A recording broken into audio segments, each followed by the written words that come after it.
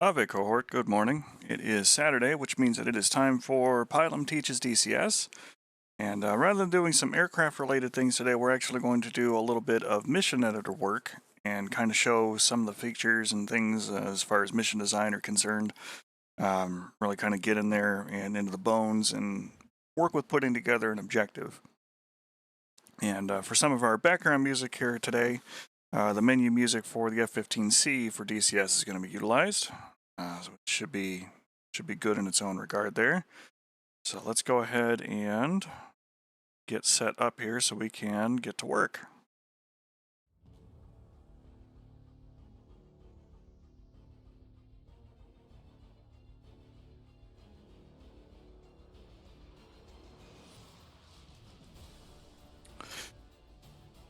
All right. So here's kind of the mission setup that we're going for here. Basically, we're kind of doing the next in a series of campaign operations that Pantheon Initiative puts together. And as I'm generally responsible for building a lot of those, Nixon usually takes care of the others. We're going to be focused a little bit on taking care of that.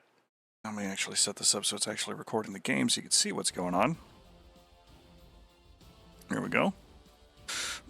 So, for our last campaign mission that we've had, the Iranians have really kind of pushed in with a kind of mutual coalition from Syria, Iraq, Iran, and a lot of the other stuff, and have really driven out southern Turkey, which takes care of Incirlik Air Force Base and Hatay, Gaziantep, all that, and even Israel have been really kind of pushed back really to the brink. So that kind of leaves this whole area here as red territory with Cyprus as our island fortress. Now, the mission that I'm looking to put together is looking to incorporate some low-level flying, some stealth elements, and it's going to be flying at night. So there's a lot of little extra things that we need to try and take care of to make sure that those things work, and that is how things are set up. Now, I have done a little bit of preliminary work here this morning because flipping every one of these little bases over to red is kind of an exercise on its own, as they are all generally neutral when you create a new mission. I've also gone ahead and preemptively placed our carrier group here, which is going to incorporate both our Harriers and our other naval assets like the Tomcats and Hornets. In our first mission, we had lost one of our super carriers, so Forrestal is kind of holding the line here on its own. So we have a little battle group centered around them, which also includes the Tarawa, or in this case, Saipan, LHA-2. And a lot of our fixed-wing assets are going to be taken off from bases like Larnaca or Akrotiri. Now, we do have a little forward base that we've built out here for our rotors, and rather than using dynamic spawn for them, I'm actually placing some spawns for them. So they will have a couple of Hinds, an OH-58, and a Gazelle available here.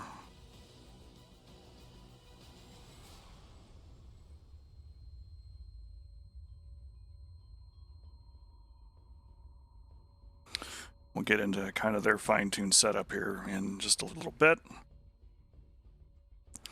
But the first thing that I generally place after I've done my initial framework design of, where's the carrier going to be, what bases are blue, what bases are red, do I need a FARP or a FOB?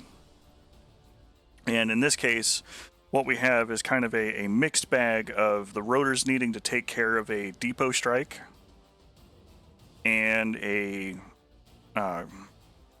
like a crate grab. So we're going to pick an area here where they can get into that is also kind of within their reach and provides for like an hour or so's flight time out and back again. So I think what we're going to do is we're going to use this area out here near Rayek. And this kind of looks like a good little partially built depot area.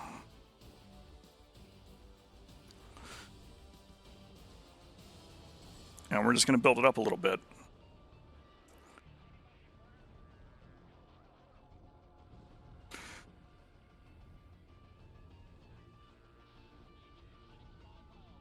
Now the fun part about setting this up like this. We got an ad break coming up here, so I'm going to talk quickly and then just kind of start doing that process so you can catch up with it when you get back. Is that because this is going to be happening at night, there's a lot of things that we can place down here that will look scary, but may not be as scary. And that's going to be things like optically guided systems or infrared guided systems that don't have radars associated with them, because those things generally can't track and shoot at their targets at night unless they're backlit in some fashion. So we're going to place a handful of those because those defenders would be here in this kind of a depot setup that we're going to build. Even if they're not going to be as effective, because those are going to be kind of gun food for the other folks who can see them. All right, so let's go ahead and select air defense. And they're going to have some emplacements.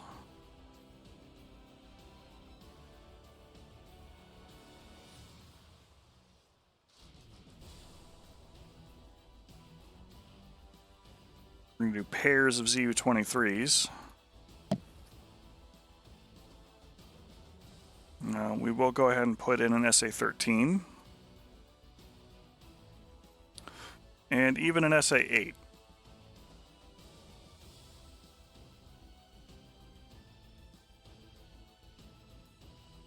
I have some other little defenders here too.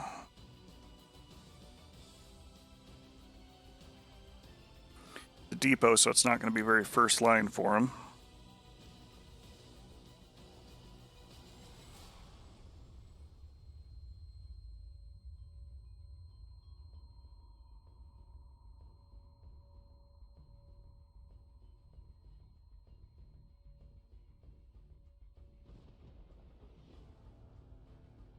Let's get these gun pits kind of pointed in the right direction.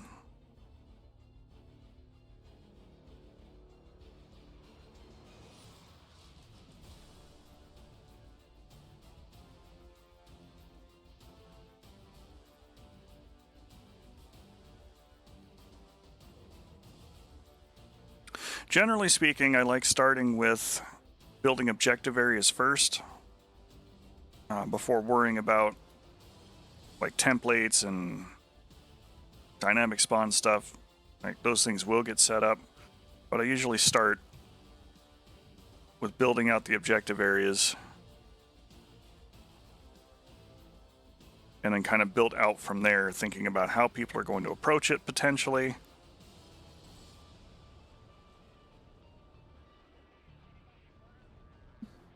Where things are going to go. What's the mission flow going to look like?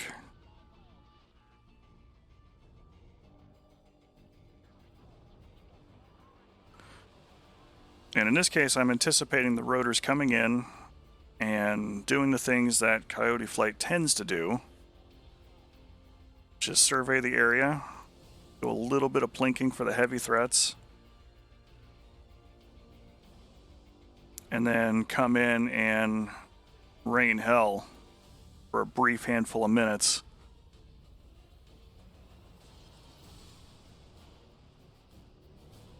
And then all is quiet.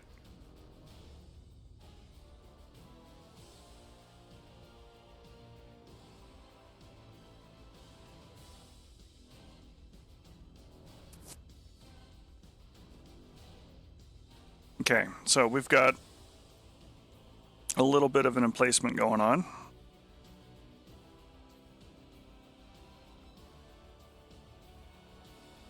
Which takes care of the defenders. Now, the other thing that I'm going to do here with it is hide them on the map, hide them on the planner, hide them on MFDs, and that they're enemies, so I don't need player can drive. And I'm also going to change their interception range. It's under set option to 80%. And what this will do is it means that rather than shooting from absolute maximum range, they're going to wait for somebody to get a little closer, which makes them a little harder to avoid. Usually I do somewhere between 60 and 80%. And I will vary it between different groups. And a lot of the reason for that is you don't want people to get so close that they can just destroy things without having to fly somewhat defensively to get into the zone to be able to kill it. But I also don't want them shooting so far away that all you got to do is tilt the wings a little bit and fly a lazy turn to the left, and you can do a few maneuvers and get out, because that's no fun either. But we're not done with our depot setup here, so let's go ahead and put some structures in. Now, I do like a lot of these M92 buildings. So we're going to build our depot kind of around a couple of those.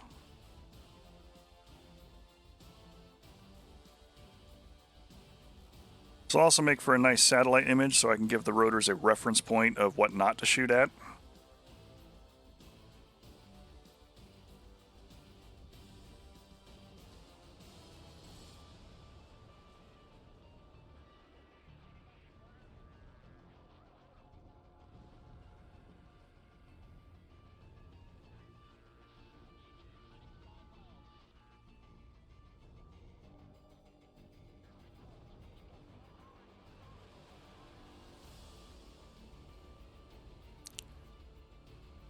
Because understandably, if they just came in here and made all of the bang bang, they would be running the risk of absolutely destroying the very object they're looking to come in here and get.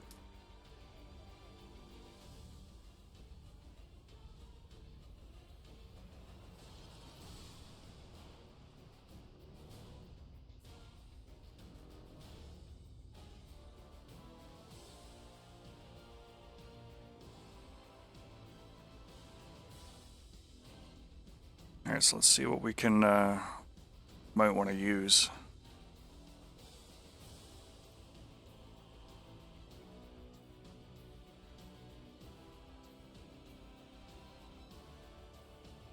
Ammo pallet, barrels, generic container box,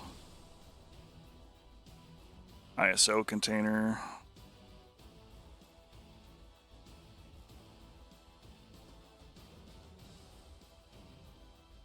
Big pipes.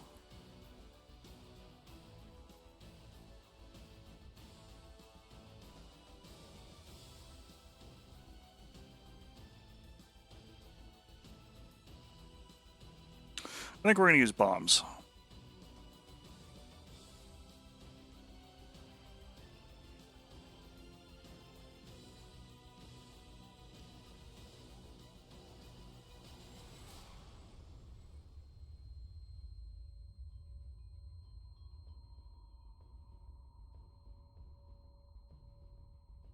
Okay, I can't change its mass at all, so it's only 1,800 pounds. That should be extremely easy. The rotor boys to be able to get in and grab.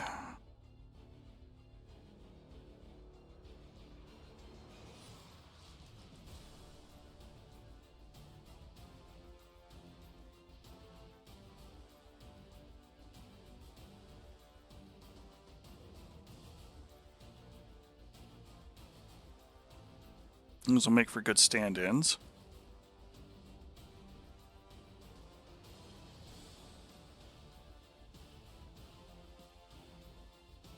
So we got our first little objective area that's kind of built out here. And we're going to pad that a little bit with targets for them to destroy, which will also be important.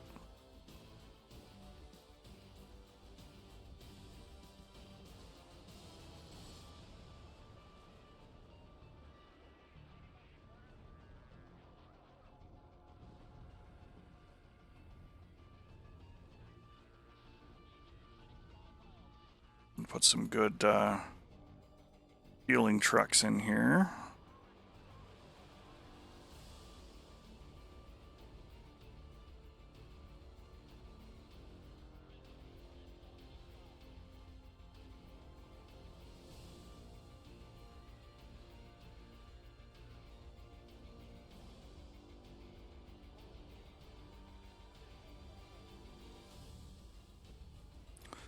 But a 2x2 rows of not blue.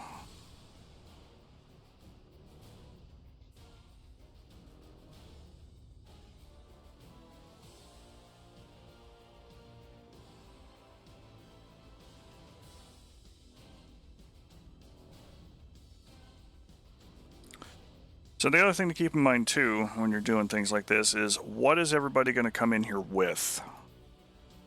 What is the maximum available pew that's going to be able to do this work? And my anticipation with this is that I'm going to have at least one hind up, and that hind is going to have at least 80 rockets on board, plus the gun.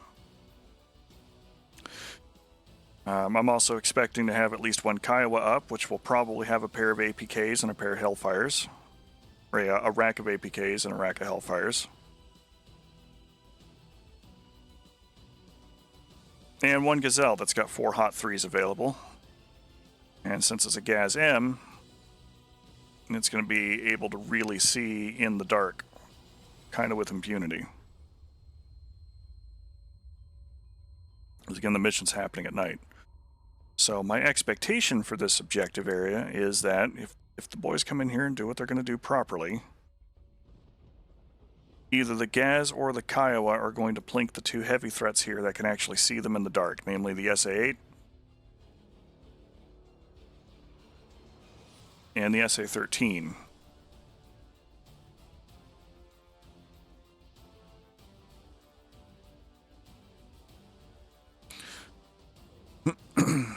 Now, because of the fires and everything else, they're also going to need to take care of the gun pits, but these are all gun pits. These are things that could be dealt with a couple of quick cannon bursts or more APKs, things of that nature. There's a handful of lighter vehicles here. Most of them can be killed with either rocket fire, or if it's light enough out there, Petrovich should be able to use the handful of ATGMs that might be carried by the hind to get rid of them too.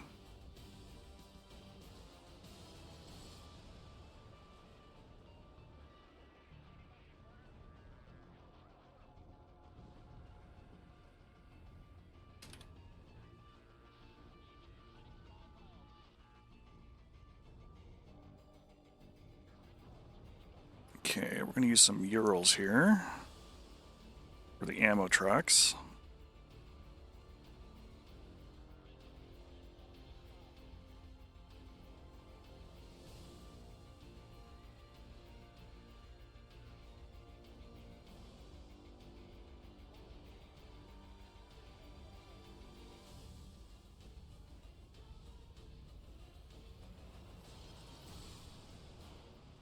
And kind of do the same thing here. There's going to be parked in a nice neat row,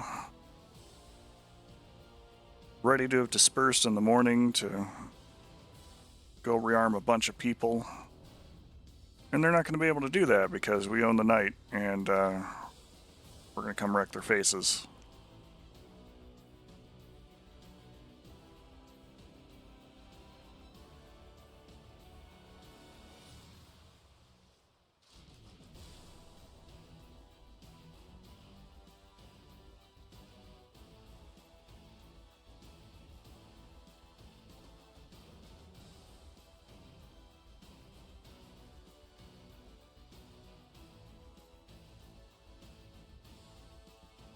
Now, if we have a couple of hinds up, for whatever reason we've got a lot of extra faces for a Coyote, that really just gives them additional units. And unfortunately, the big thing that you have to try and keep in mind, especially when you're planning multiplayer type operations, you're not always going to have the kind of resources or manpower available that you would like. You're just not. So if you plan for something where you've got 18, 19 people that you're planning for, and only half that number show up, it's one thing to be hard-pressed to get the mission done, but for something like that, it might turn out to be impossible. Okay, so we've got our 2 little depot truck areas here, but we're not quite done with them yet because there's a curious thing that happens with just about every ground vehicle when they get attacked in DCS. And that is they tend to disperse under fire. So we need to change their behavior because these should be unmanned trucks to not disperse under fire.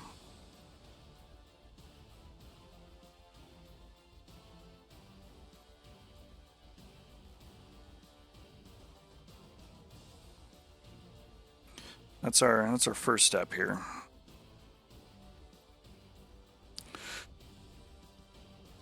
we're also going to change these guys' alarms. Now, the alarm state we're going to leave alone. But we will turn on evasion of ARMs, just in case. That's what that will do is if somebody shoots a harm for whatever reason at this gecko, there may be good odds that he can shut his radar off and try and get away from it a little bit. It might be a little less effective, but you know, that is what it is. And then kind of to round out our little experience here, we're going to give these guys some movers. Some poor schmucks that are on patrol here at night. And we will use a couple of BRDM2s.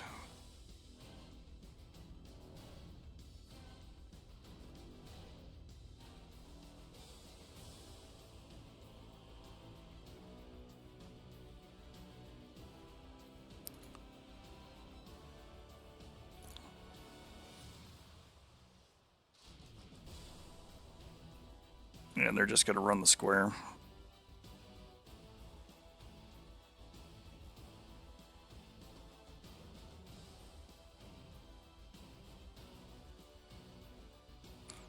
And I'll go to waypoint 2 when they're done at that point.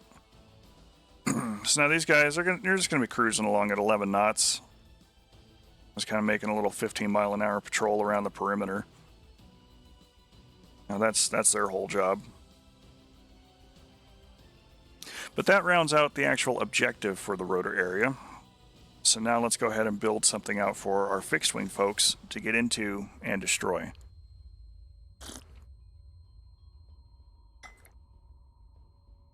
Because again, we're looking at mission flow here, so the rotors are going to be accomplishing that job, which involves a 30-mile flight out, a 30-mile flight back. Now, if they go as the crow flies, we're going to have some little light units, some very light units, kind of scattered throughout here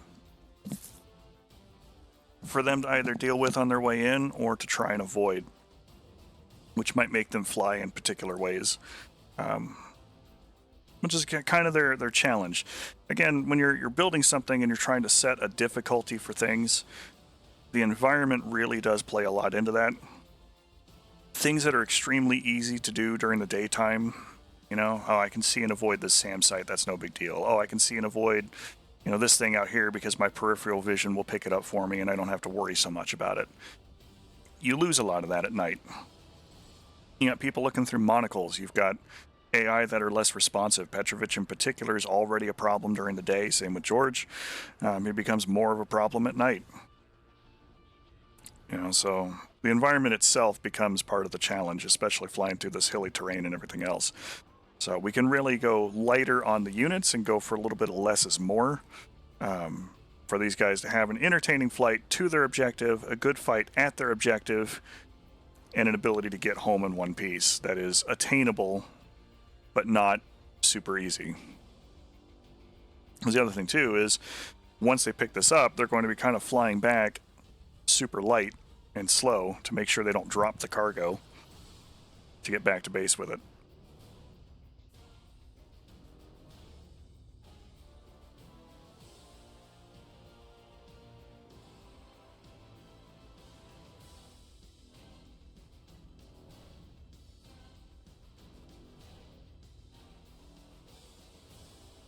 Actually, I need to make sure that we get in here and go with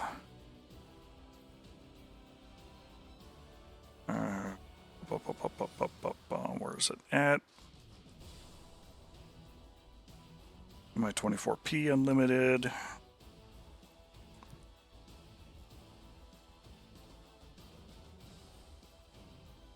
Gas M unlimited. Kiowa unlimited.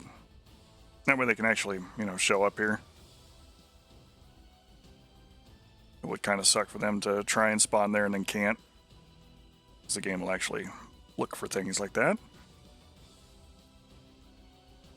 Alright, so for the fixed-wing aircraft who are going to be flying in with approximately upwards of 140-mile flight. Going to make sure that their objectives are both similarly important and allow for the kind of low-level approach that we're looking at for this one.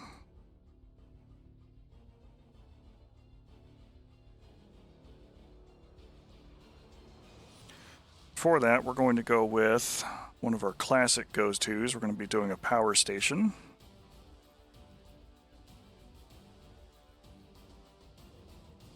And we'll put that kind of out here for one objective area.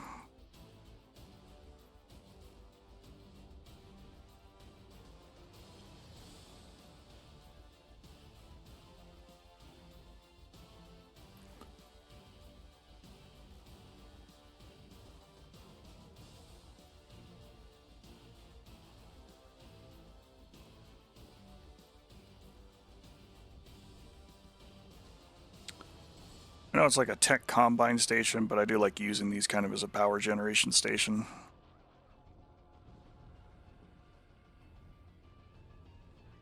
It stands out kind of nice too, which is also good.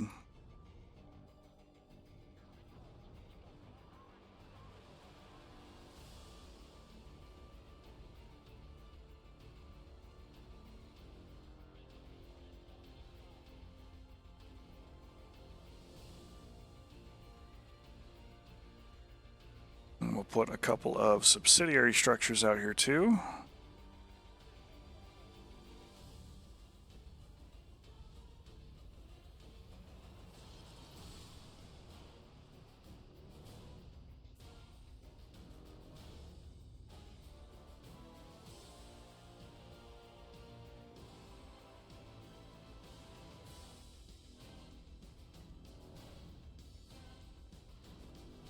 Little administrative building.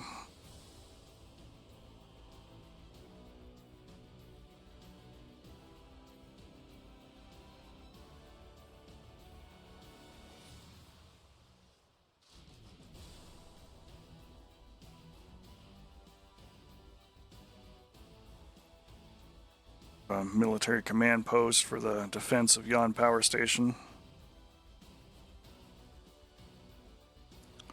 And of course some defenders.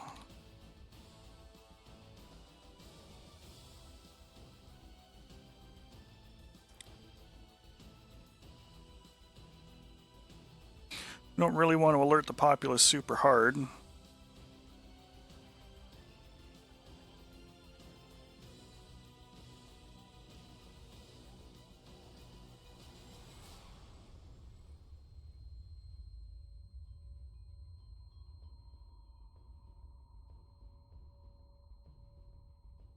So what they will have is an HQ7 battery.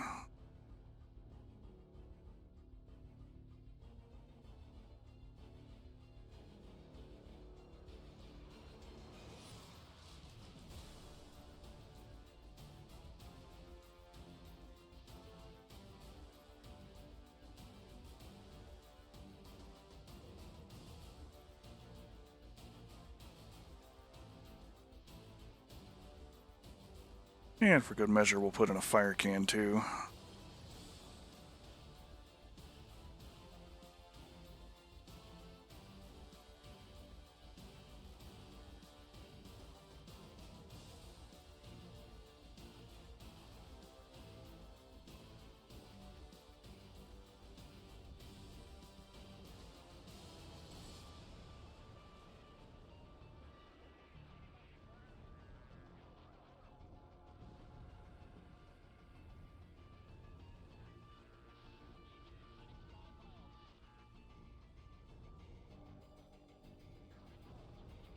And same thing as before, we're going to go ahead and change their option to intercept. Call this one about 70%. Turn on evasion of ARM.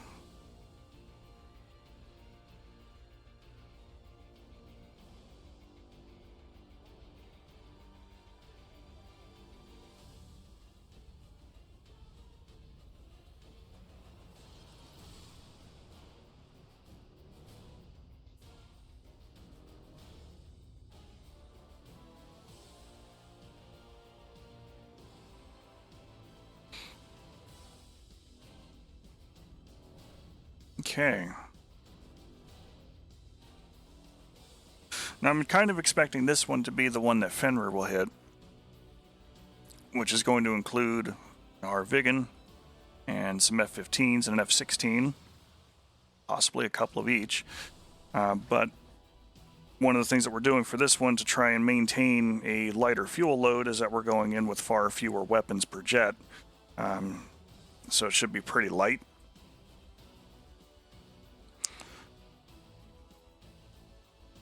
But we are going to pad this a little bit so they get more stuff to blow up. Things that are important.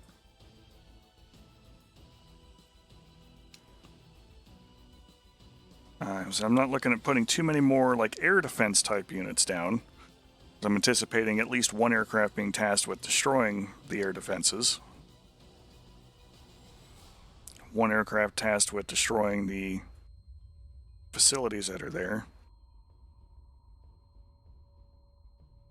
And then both that are kind of either in reserve for hitting the primary objective or a nearby secondary objective, which will also have waypoints on it when we get around to that.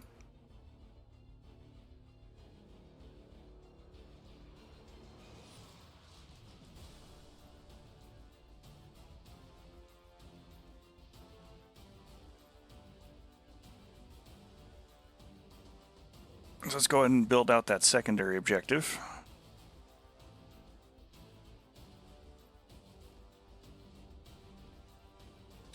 Which I think is going to be an actual like military camp. We'll put that out away from the city. Kind of build it out here.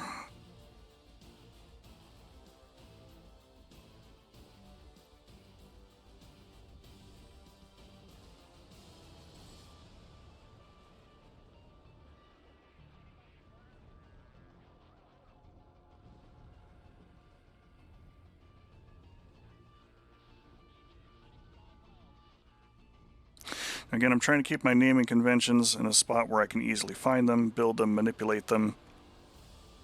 The more you do things like that, the easier a lot of the rest of this becomes.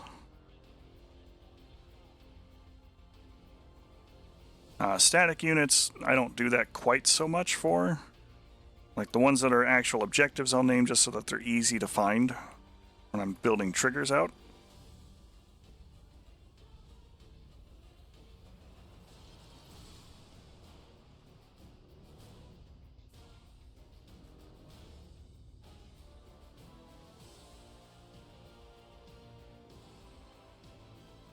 But statics are kind of their own bag.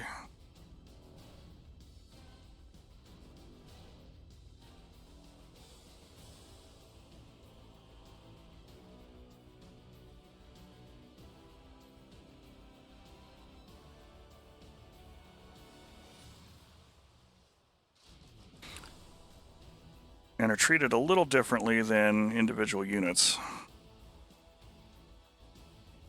And that most of the time when you do manipulate them, it is on an individual basis. So while I might put a bunch of statics out here to represent the actual camp, you know, the actual objectives that I'm looking for are either going to be like vehicles or ground units that I've placed, or individual actual buildings, something along those lines.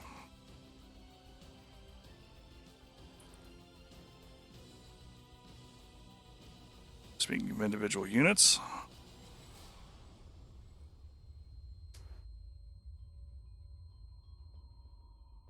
fortifications here, we'll put in a bunker. Bunkers are always fun. Bunker with fire control center. Somehow I think that's like a World War II asset.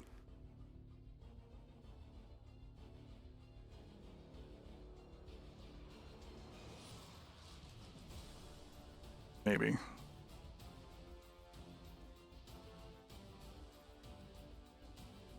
Oh, yeah, no, that's definitely a World War II asset. Okay, do a little outpost.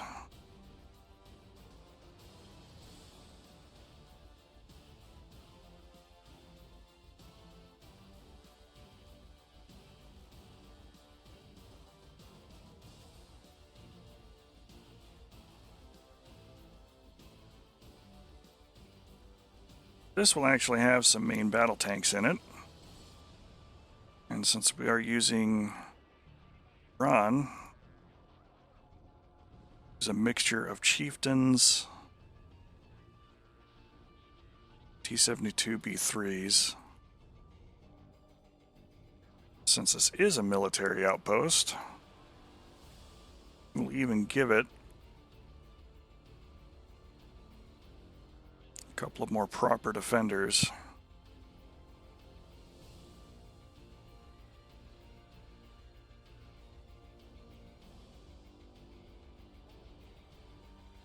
And we don't want to go super overboard with it because we are only 3 miles away from our zone. And as a secondary objective, we don't want to make this so threatening that it becomes a primary target.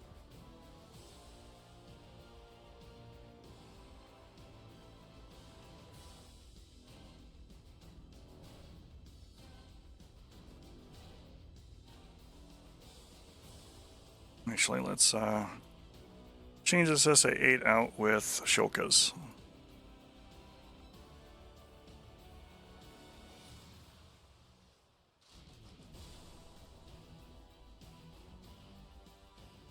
Alright, so we got our little bunker.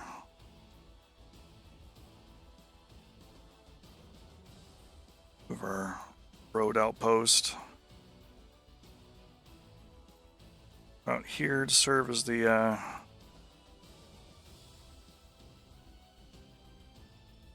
sort of gateway for that.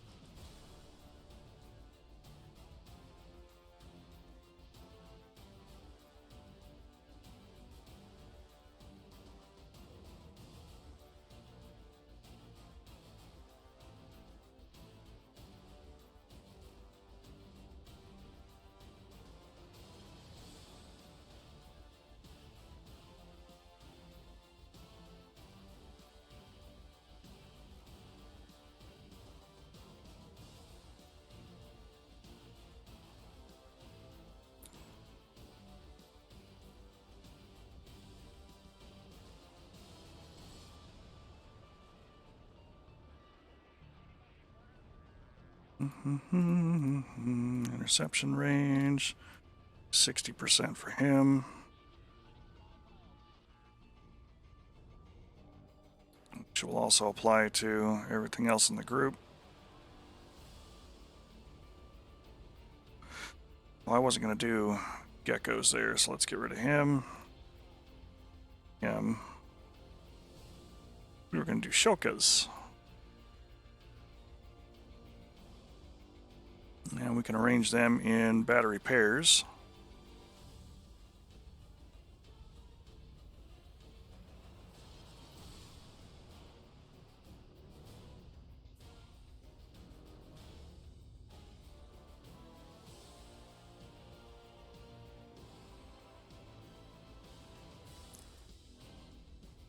Kind of spread just far enough apart that hopefully a single bomb may not be able to deal with them.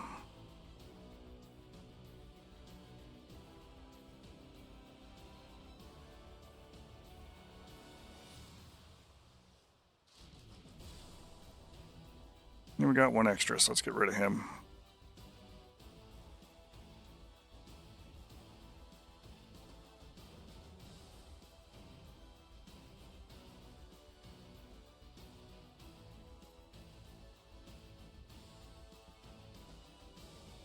Alright, now this is all fine and dandy. We are going to make this bunker as well, no, I don't think the bunker should be our primary target there for that.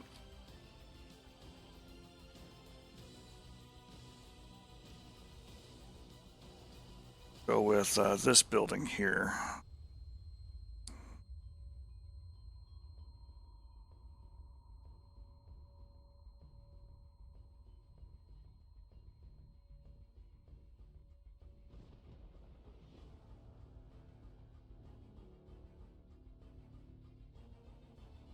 Kind of centralized. So we got a primary target, we got a secondary target for our Air Force fixed wings.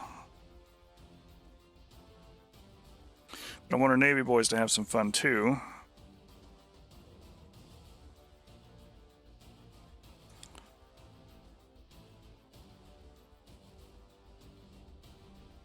So we're going to have them attack a very similar objective out here to the south.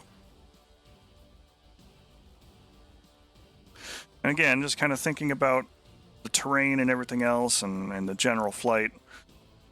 If we're looking to push out to a whole point somewhere in here together, which will be roughly equidistant from the different areas that I'm intending to hit, or have struck.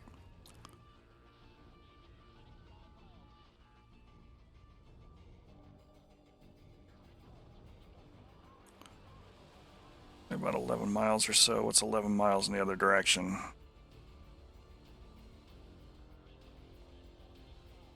Okay. Can work with this. Yeah, because this way we can have people flying super low. They can get up over the hills. They can identify their targets and then give them a good strike.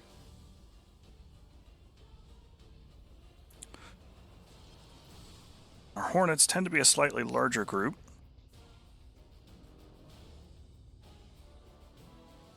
I can potentially expect a 4-ship for them.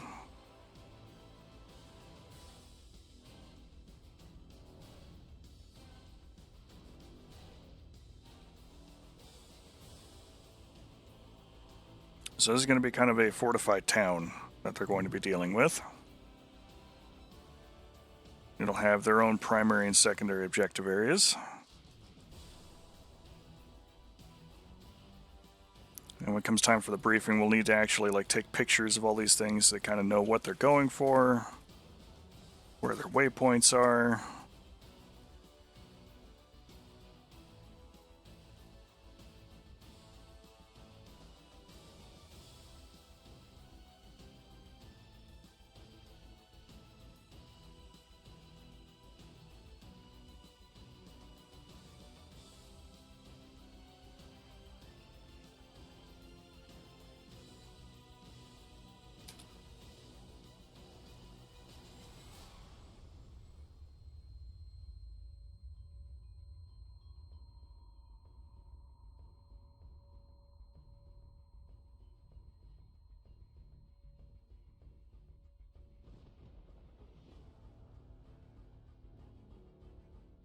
So they're going to be going after a facility that makes SAM parts.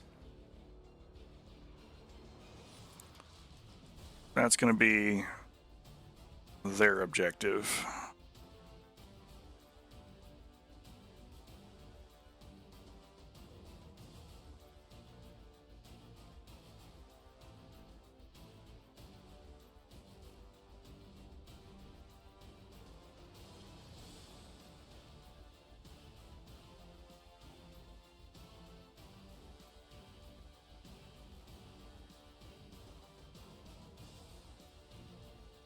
A distribution center, if you will.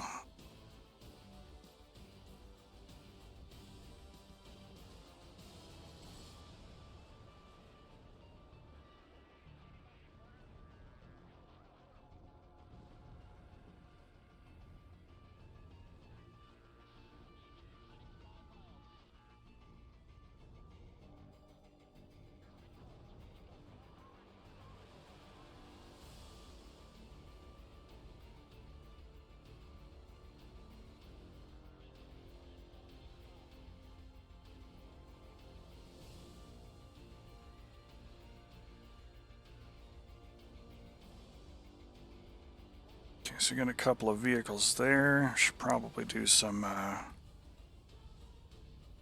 storage.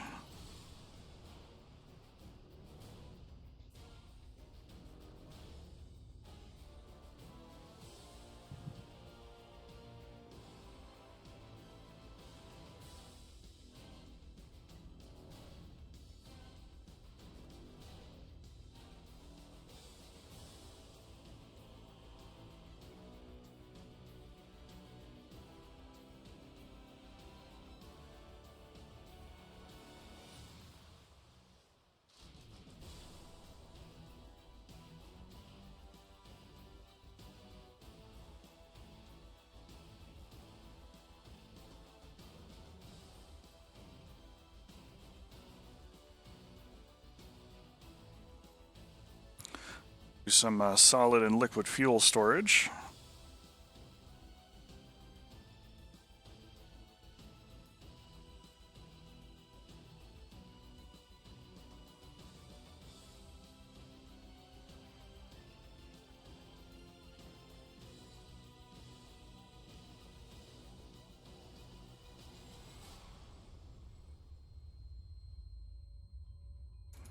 Worry about it. I am old enough to remember PepCon.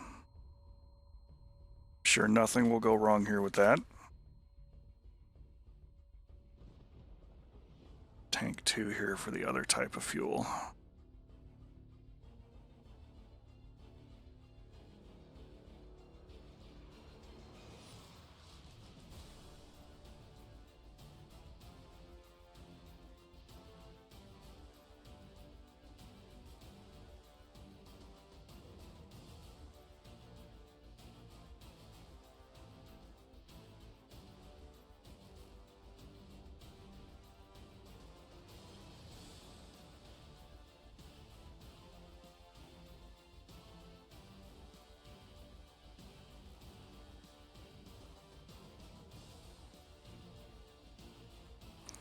Nice if I could just quickly get these things in a line or copy and paste them in such a fashion, but it's going to have to be close enough.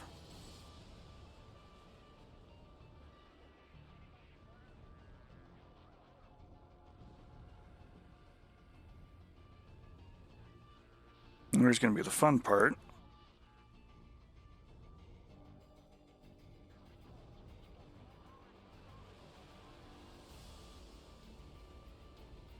Is just tasking a bunch of missiles that don't have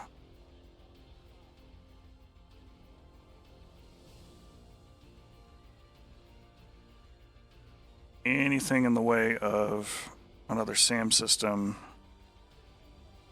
kind of with them, you know?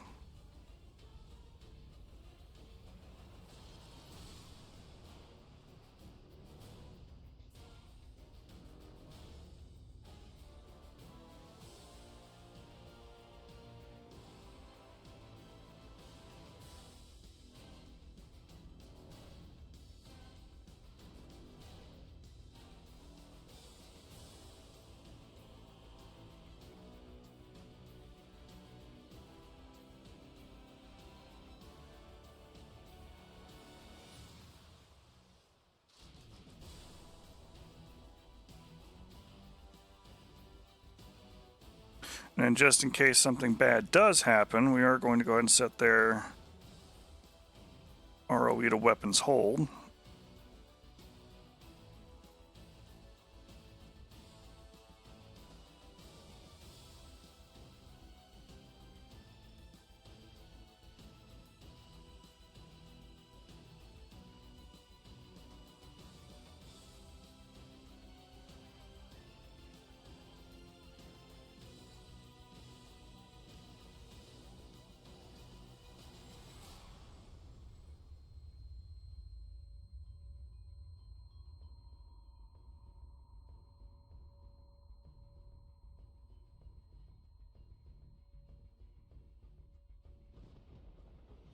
But this way, they will have their large target to hit, which with 4 Hornets, even dropping a couple of 2,000 pounders each, this should be somewhat easily destroyable.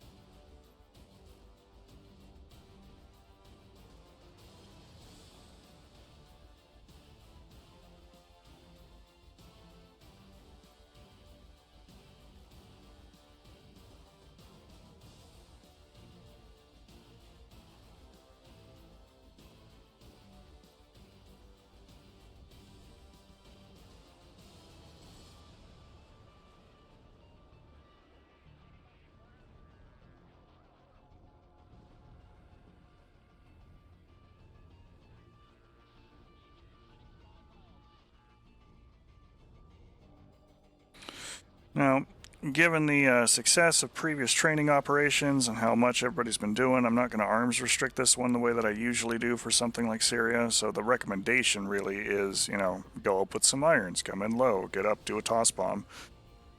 It's entirely possible that the Hornets might take the lazy ray out and just kind of throw JSOWs at it. But we can, in fact, prevent that a little bit in a way that would make sense given the high value of this target.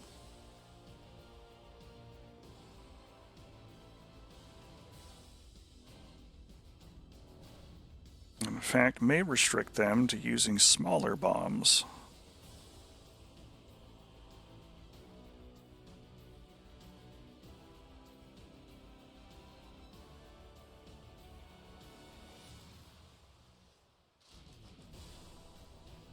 That way, if Thessarian or any of the other Hornet friends are watching here at the moment,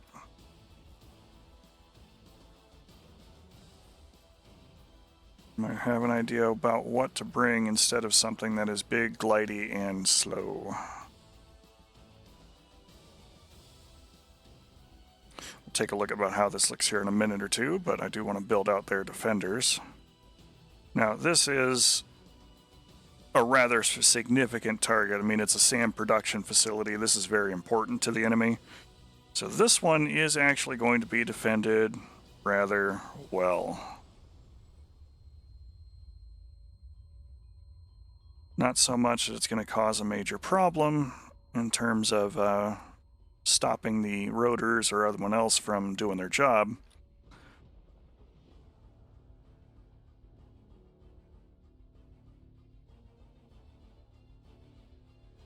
Come on, give me one more unit. There we go.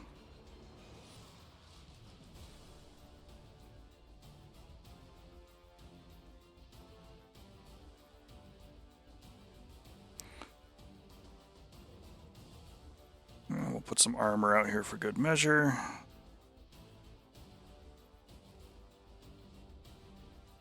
And we'll do a patrol with them as well. But the bigger thing is these SA-15s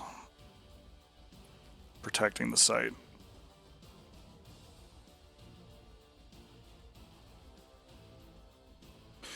As having done some extensive testing here recently with the SA-15 system, can tell you that they are very good at shooting down fat bombs like Mark 84s.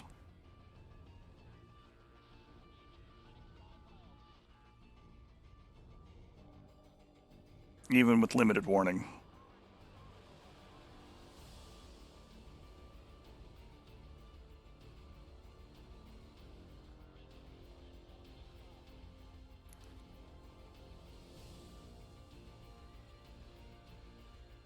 Small bombs, though, like Mark 82s, it can't see as well. They don't have the same kind of radar cross-section that other bombs tend to have.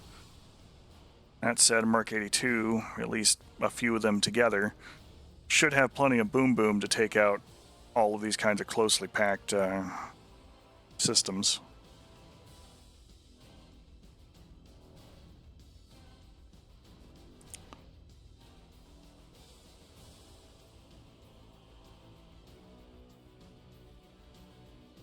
But any strategy folks want to employ, as long as it works, it isn't dumb and it's fair game. That's the other thing too, especially when you're doing this, is you really do kind of take on the Dungeon Master sort of approach, in that you're not out to screw the party, you're out to see them succeed, but it should be fun and challenging to do so. So there's a fine line between providing a challenge and actively screwing people out of things they enjoy, and it's sometimes difficult for people to understand where that line is and go overboard in one direction or the other.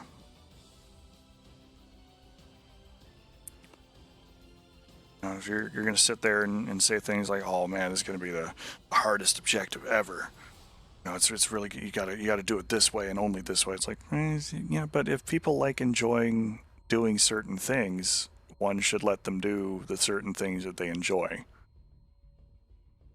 ultimately it's about having fun and having players enjoy themselves. And if they're not doing those things because you have just closed off every single route except the one precise route you expect them to travel, that's hardly any fun for folks.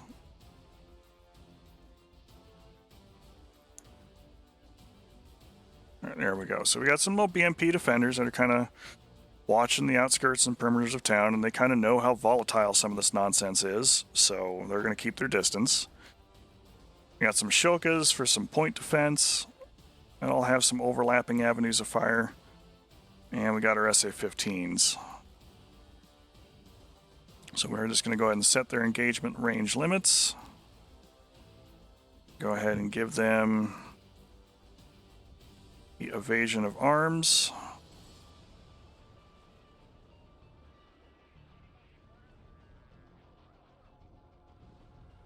None of these other things can move, and this really sets up their primary and secondary objectives. I really do kind of expect them to come in and hit this like a hammer, which should be fun. Generally speaking, what I tend to do at this particular interval, other than save the map, which I do have autosaves on to try and help me from causing a problem, is I will go ahead and get into the mission real quick just to look at it and make sure that those things are set up properly. DCS does not use an Eden editor similar to something like Arbon 3, which operates in 3D. So there are some things that you just kind of have to get in there and look at the ground and go, you know, I think the contours on this one looks good. I think this is okay. But then you're going to have to actually get in there and look at it and go, okay, that's not quite what I thought it was, or wow, that really works out better than I thought. So we're just going to pick any old slot here for a minute because we're not going to worry about any of that.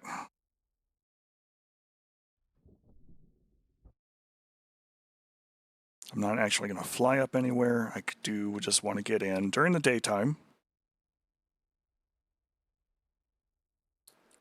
Let's see what this looks like. So this is kind of the primary mission area for the fixed wings for the Air Force. Got our little military command bunker out there. Have our HQ-7 battery.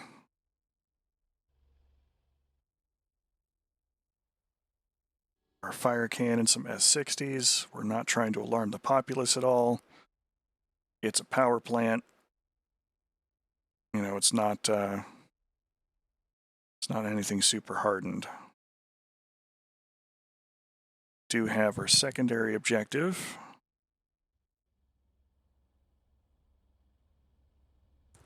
Which includes our Shokas. Those little covers worked out really well. Not quite as tall as I'd like them to have been, but it'll work.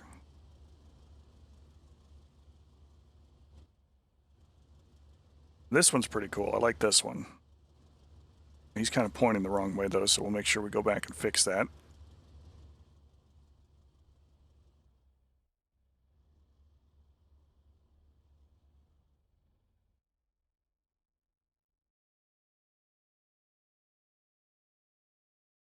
We have the primary rotor area where they're going to be doing their hijinks. The other thing that I'm kind of testing here, I'm making sure that none of these little vehicles that are out here demolishes our nuclear bombs that we're going to be stealing.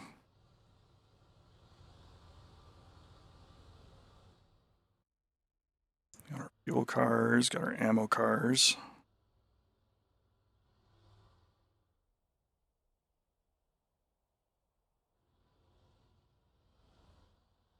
Should have a little patrol that's moving through here. Yeah, there they go.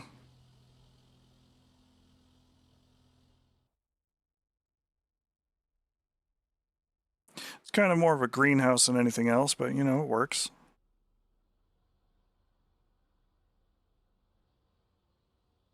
We move this building back a little bit, it should fit in nicely. So we'll make sure we make that edit.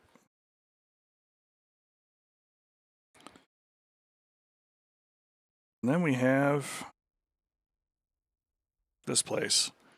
Now this place definitely isn't done. We should put some some tractors in here, presumably to haul these things out to wherever it is they need to go. But they do have a lovely array of missiles that are in ready state, and we've got solid and liquid fuel being stored in these silos. Again, we might have to maneuver that building a little bit to make sure it's not free floating. And of course, the production facility there. Thinking about using this kind of middle space as the place to put a lot of those trucks and things kind of in a ready state to get them ready to move out.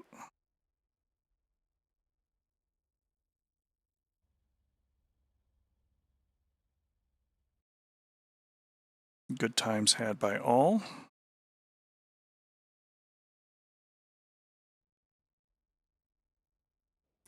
Normally I would come up here and I would dress the deck a little bit on these carriers too, but that does seem to pose some problems for like dynamic spawning type stuff. So unfortunately it is going to have to try and be like a naked deck just to facilitate everybody kind of getting in and taking off. That said, they do have their own little things there kind of parked away, so I really don't have to add a whole lot if I was to add anything at all, which is good.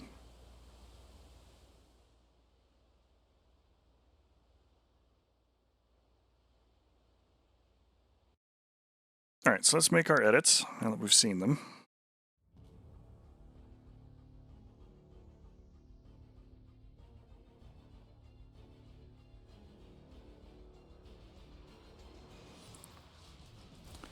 So this building needed to be slid backwards a little bit, so we're just going to move it a little touch. I think I kind of want to add a couple more structures here too,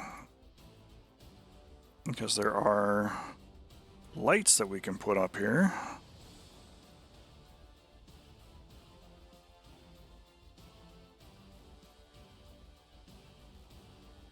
I think they're part of the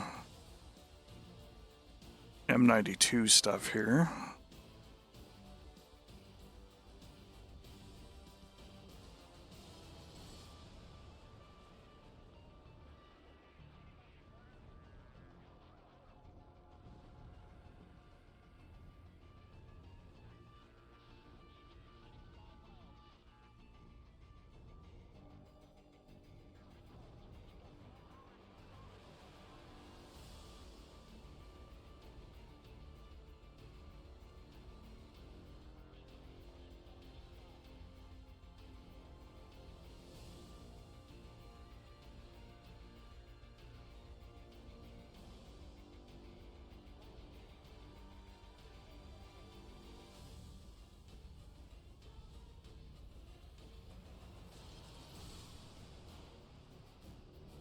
We'll see how that looks at night here in a little while.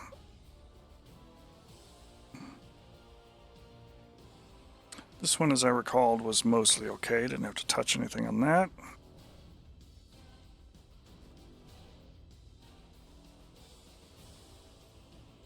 I like the way the tank is facing, so we're just going to rotate that.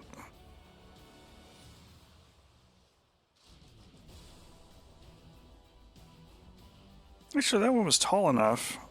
Let's replace these with those. I'm going to kind of do a little bit of set dressing here on that.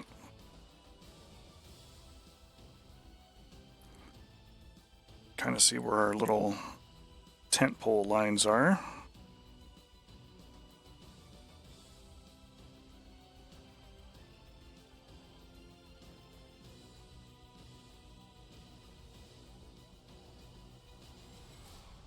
The biggest thing that I can say and suggest for mission editing in general when you're putting things together is important details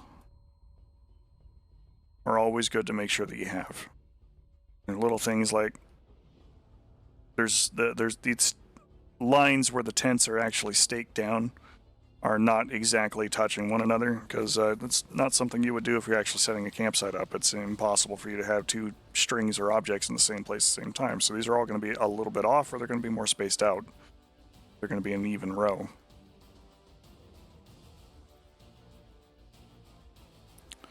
The devil is definitely in the finer details.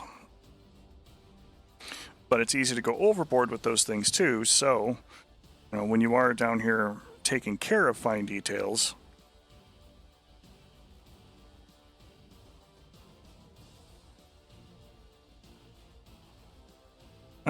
you want to make sure that you're adding in the right details, especially when your item budget is going to be pushed up to the limit.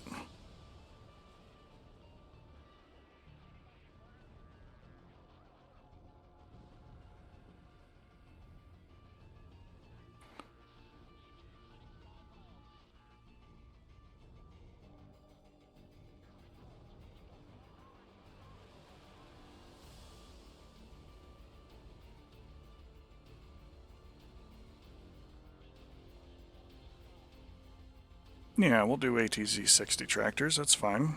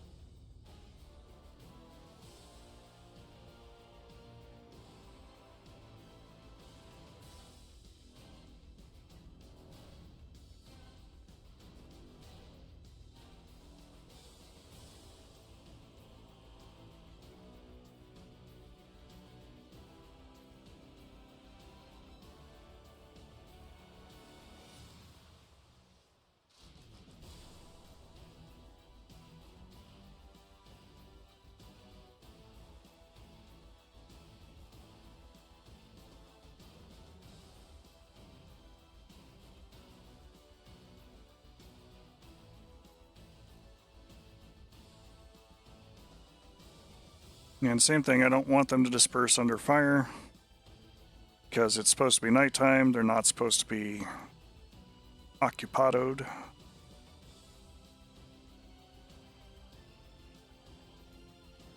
So there we go, there's the Navy's objective, kind of thick.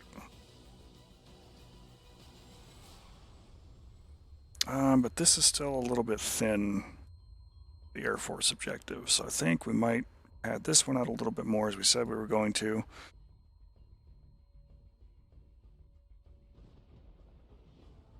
With some other interesting things.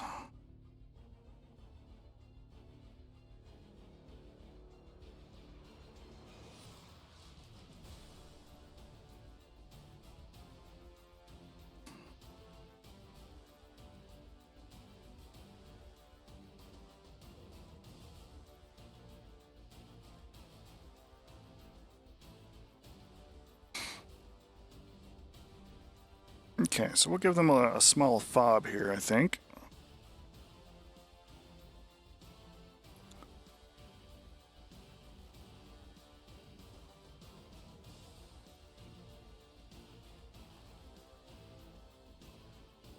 Which will have a little bit of protection on it.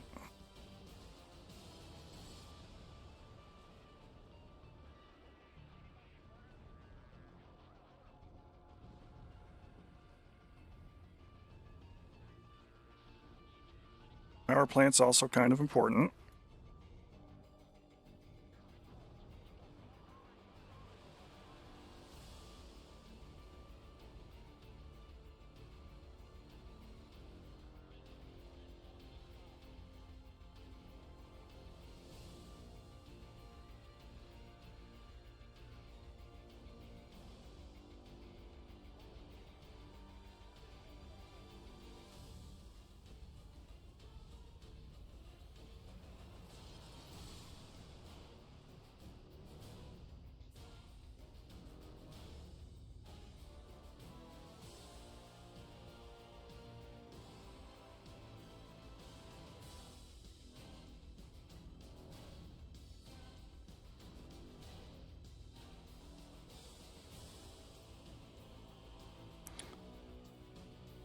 Alright, they need their usual vehicles here too.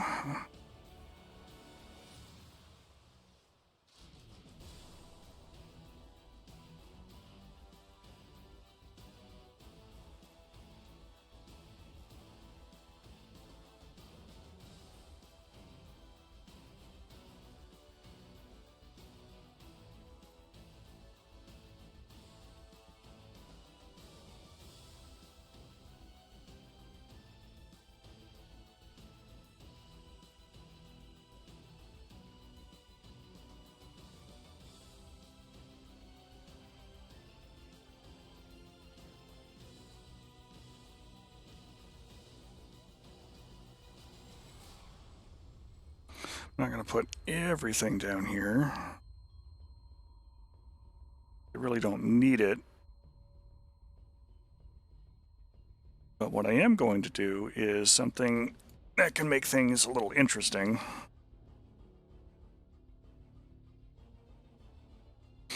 And that we're going to actually put real helicopters here.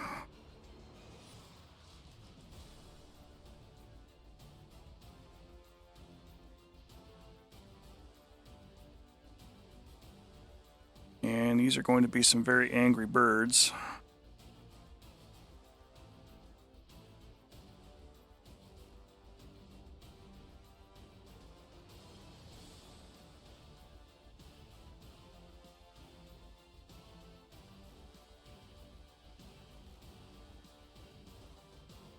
That could wreak havoc if they are allowed to leave.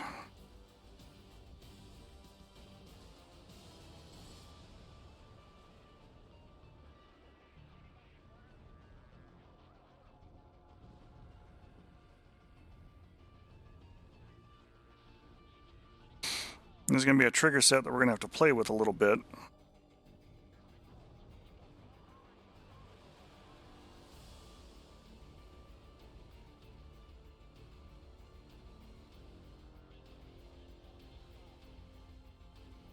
But the basic gist of it is going to be is these pilots are kind of the Alert 5. If the Air Force fixed wings can get in there and kill them, they are not going to be able to take off and attempt to stop our rotors from doing their job. And being that they are only 11 miles away, they can very easily be a QRF.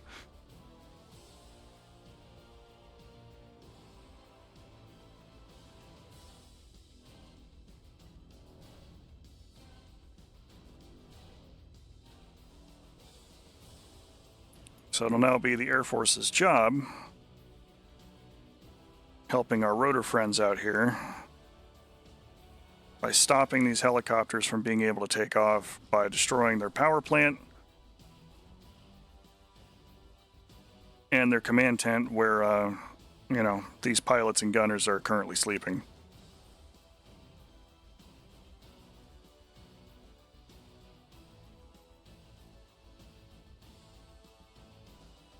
Alright, so the first thing we're going to do is give them form task hold.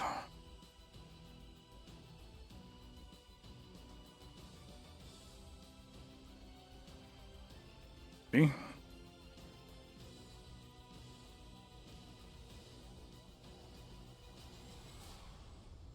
Okay, no, actually they don't need that because they are uncontrolled at the start. Got it.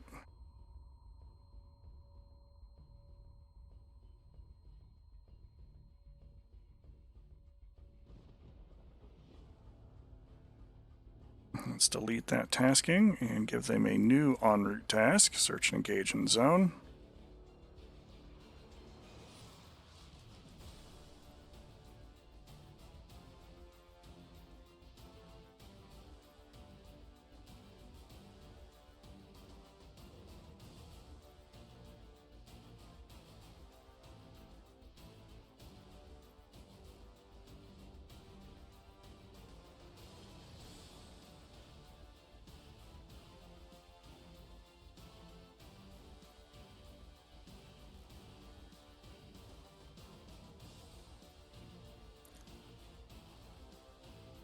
So these guys will actually be engineered to hunt down and kill helicopters.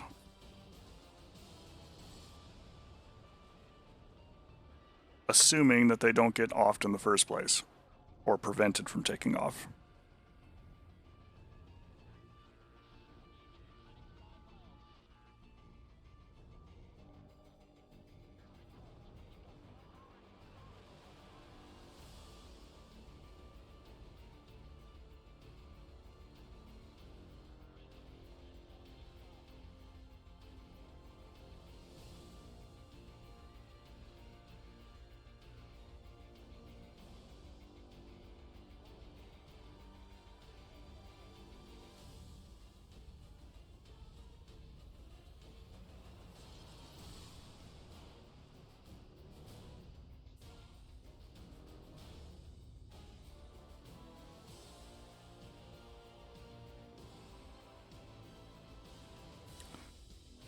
Trying to make sure that there's no other options.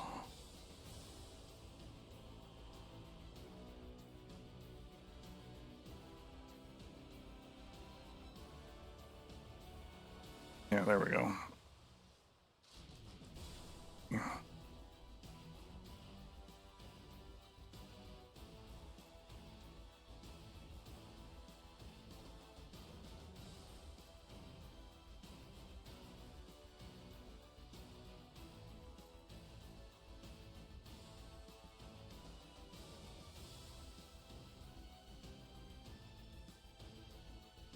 I just want you to wait in a spot, boys.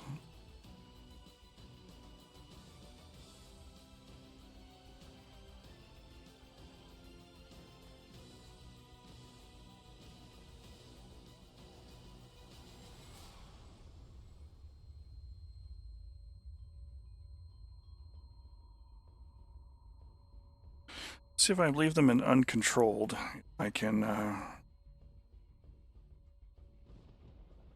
get them to just wait at the start point.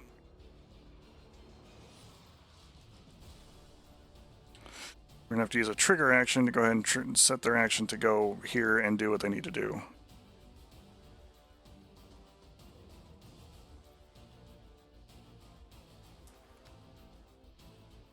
So there we have it. We have a main power objective. We have our depot objective. And we have our other objective for the Navy boys to be able to go hit. Generally, at this point, the things that I stop and ask myself are, where are these people going to go? How far are they going to go to get there? And where don't I want them to go? And the answer is, I really don't want them to go super deep. And the way that I will generally prevent something like this, apart from just, telling the boys this is where the objective is and you've only got the gas to do this, that, or the other, is we will come out here and do some SAM hijinks. Put some meaty systems out here.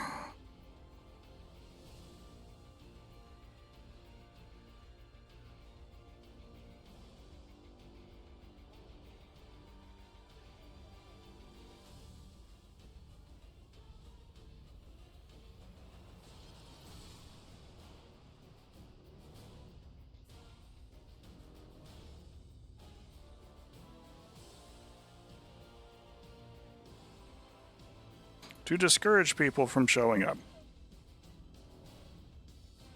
At least up here. Really doesn't matter how these things are arranged, so long as they can see everything. Hello, Eladak. Once again, this is just the, don't travel over here, SAM battery.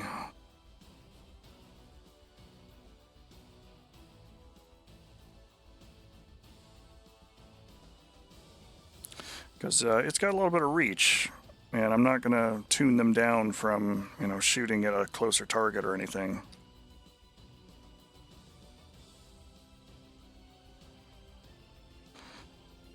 And I'm going to kind of do the same thing down here to the south, with a little bit of the copy pasta.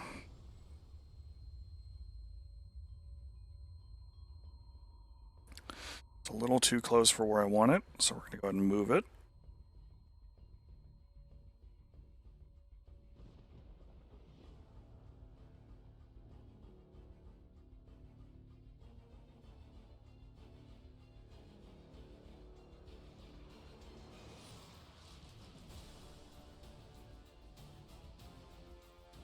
That's probably fine. We're just going to migrate some of these units out from being in orchards and things like that.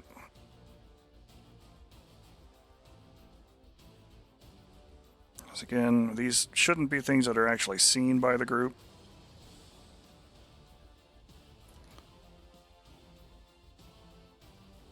They're really just serving as the blocking force.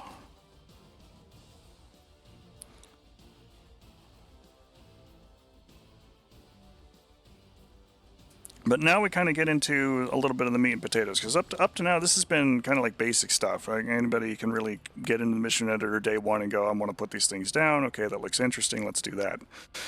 But now we're going to get to the second phase of this, which is I'm anticipating people being able to do a low-level strike, which means that I do need some actual SAMs that's got some meat to them that can pose a problem and thus require getting down low. So we're going to build a couple of those batteries there too.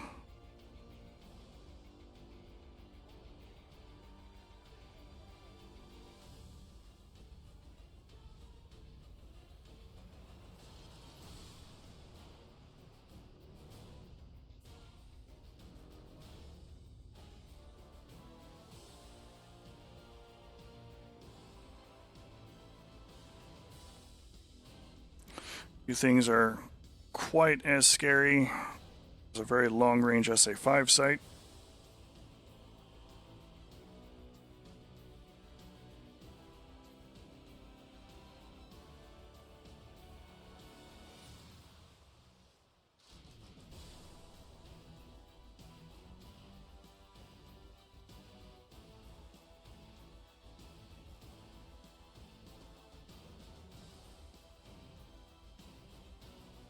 So we're going to put an SA-5 sight in.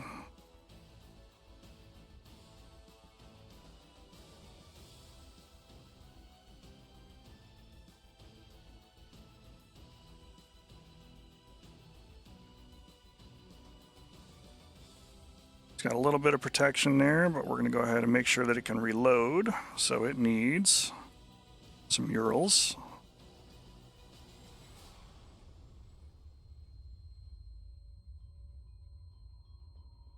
And again, I'm not really expecting it to get engaged.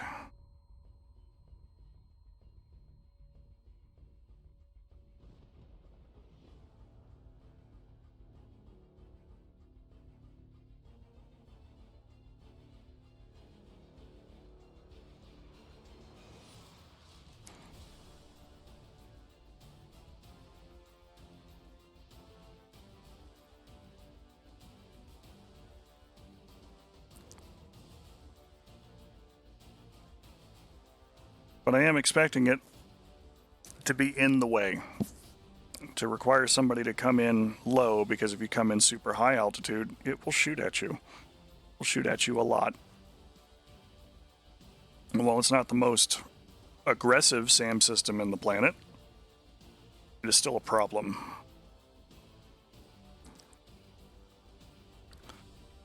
We're also going to put one kind of here on the coast, not an SA-5 system, but we will do a different system.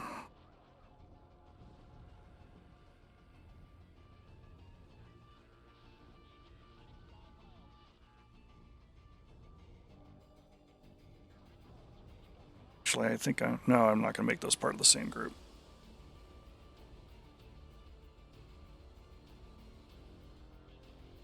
Still want it to be longer range, so we're going to go with an SA-2 system.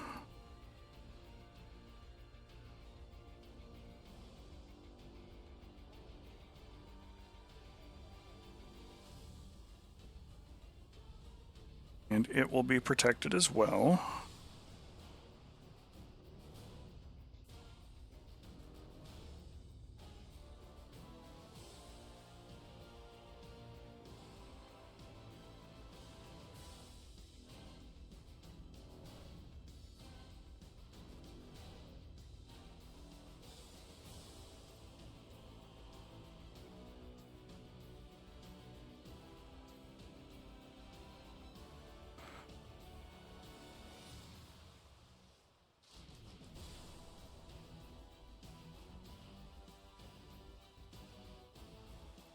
Somewhat familiar, mostly starish shaped pattern, but that gives us a little bit of reach out in that zone.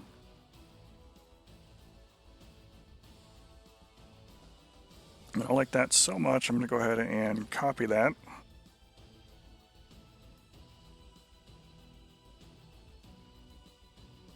And we're we're going to put this one in a spot where it's not going to be an issue for the rotors, but it can pose a problem for the fixed wings.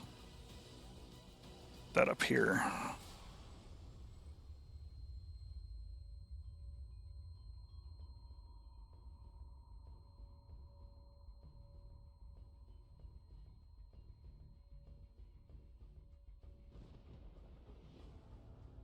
See those little overlapping circles there. It's like 20 miles or so. We can put that a little closer. It's the lethal ring that I'm more concerned about there.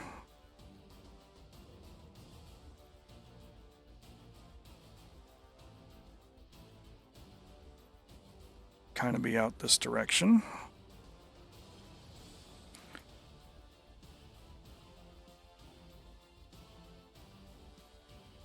Let's kind of reposition our things here a little bit.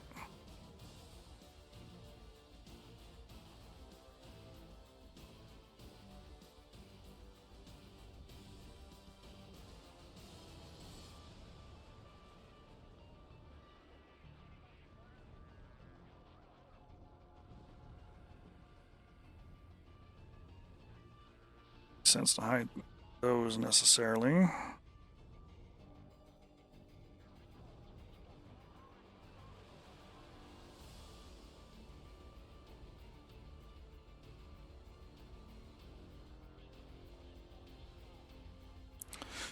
Okay, so we got a SAM system kind of protecting the south. Got another one protecting the north.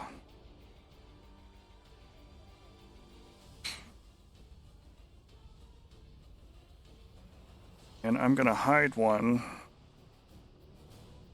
kind of up here on the hill.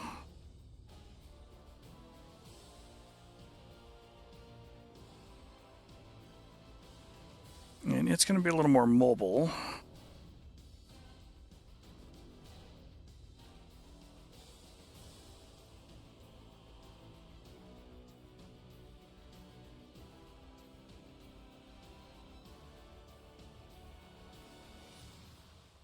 Just going to reduce it down to just a couple of vehicles.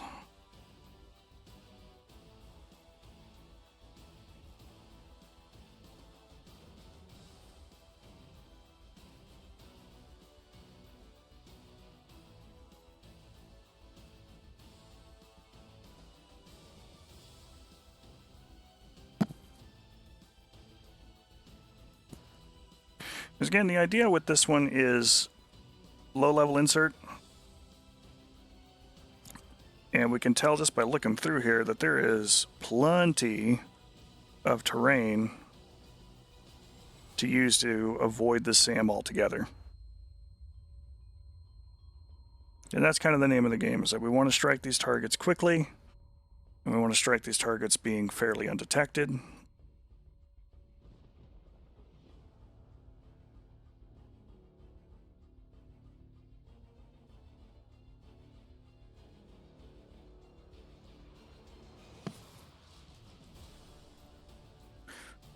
I think I'm actually going to go ahead and set these guys to return fire as their default ROE.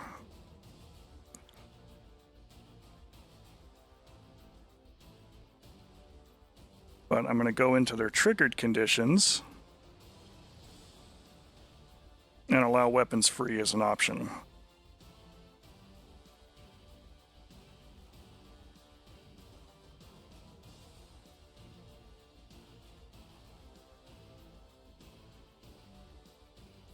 So what this will do is it will give me the option and the ability to go, aircraft in zone, aircraft detected by the other side.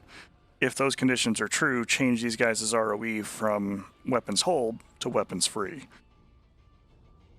which will then allow them to go kind of nuts and do their thing.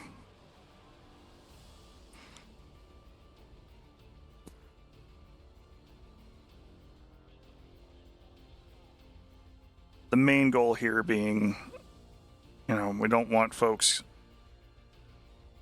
just shooting people willy-nilly and allowing the strikes to happen And if the players manage to do things really well, they should stay asleep for more or less the whole time. Or at least until, things kick off.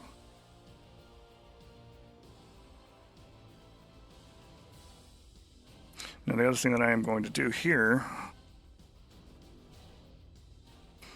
is add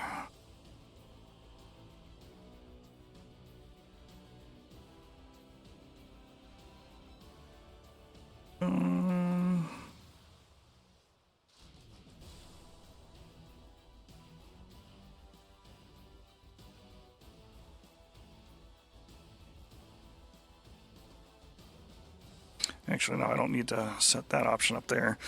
But these problem batteries are going to be tied to the power plant. So if the power plant goes up, those SAMs will disappear. They will cease being a problem.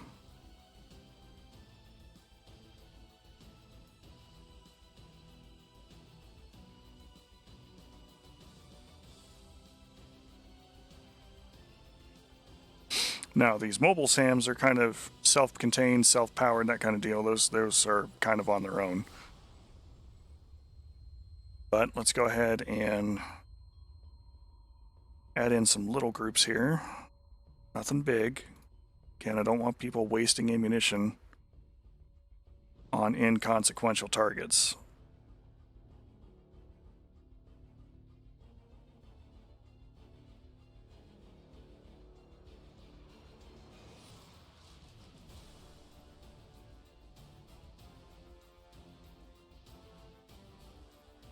Especially ones they may not encounter at all.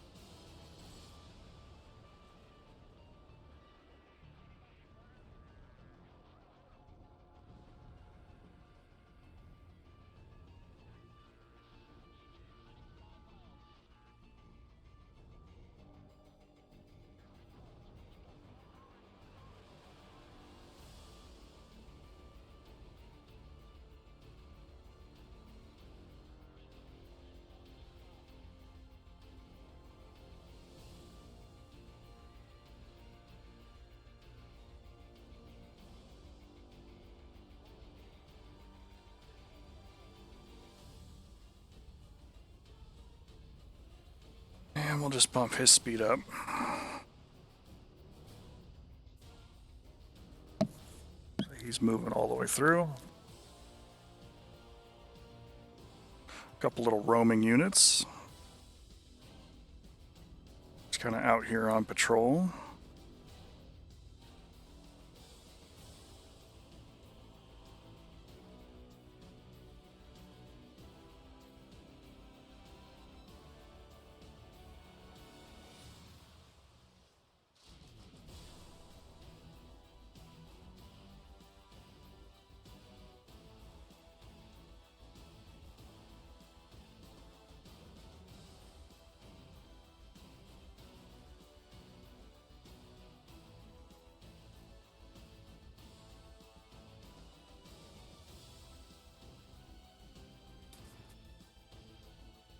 So we got a couple of units moving in the dark. Nothing big. But they may pose a problem either going out or coming back. And since they're moving around through the little valleys and hills, that kind of deal, could pose a problem. Got more than enough problems on the ground for those different areas, but we do need a very light cap presence.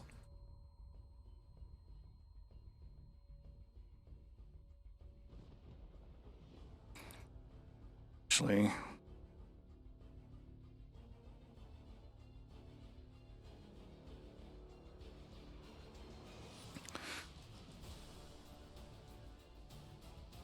got the Iranians that are going to be here doing their business.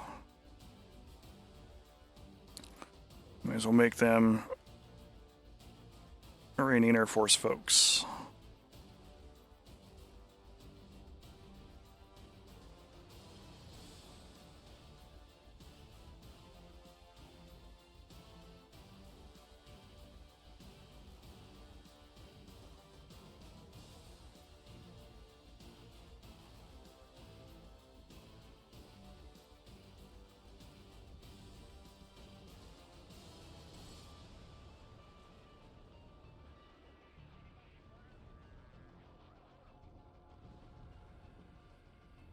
To lead their cap tasking in the vain hope that they will actually, follow the instructions I provide them.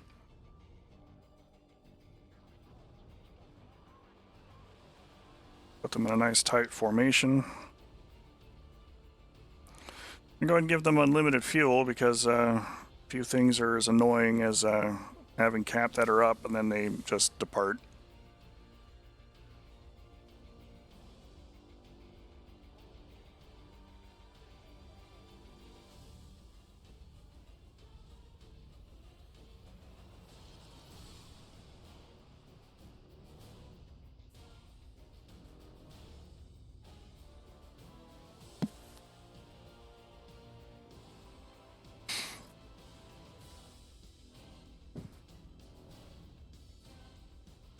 Actually, I might go ahead and give them the cap tasking.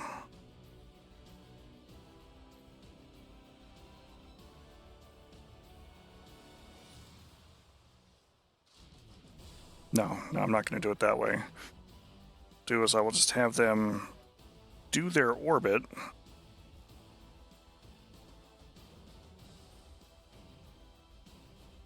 For their cap patrol.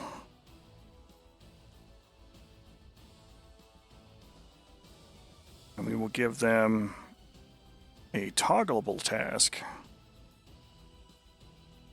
for go ham and do cap. So now, bereft of any other instructions, what these guys should do is just cruise back and forth between waypoints 1 and 2. And when a trigger condition is set to activate their cap tasking, that's when they will go, let's go active hunting, and let's hunt everywhere.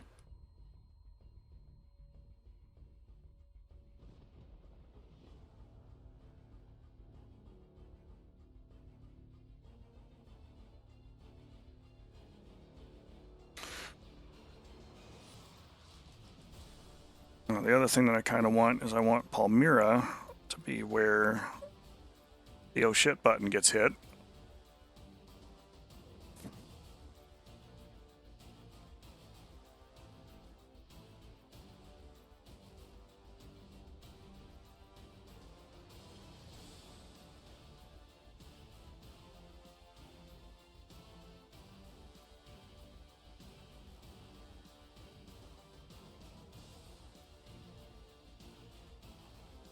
Dun, dun, dun, dun.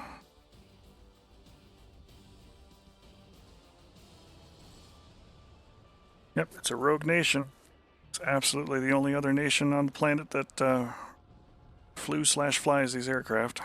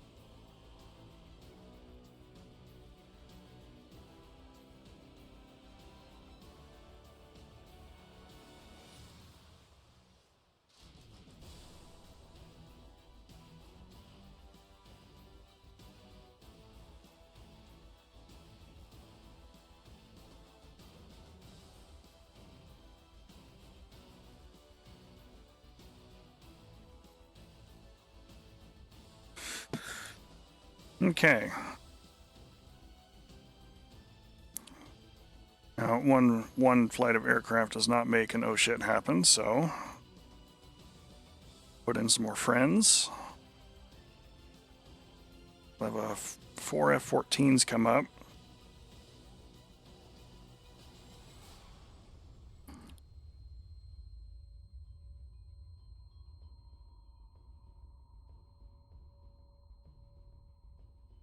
And the Syrians don't have MiG-29Ss, but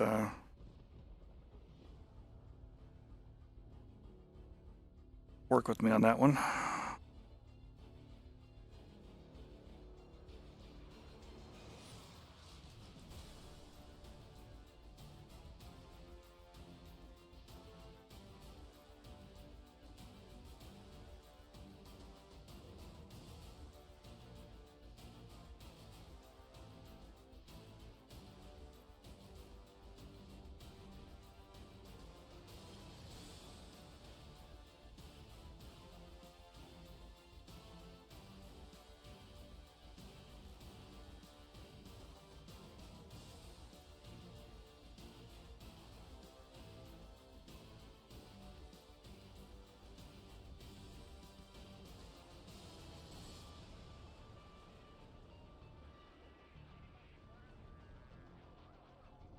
The main thing about these aircraft is that they are really only here to chase people off.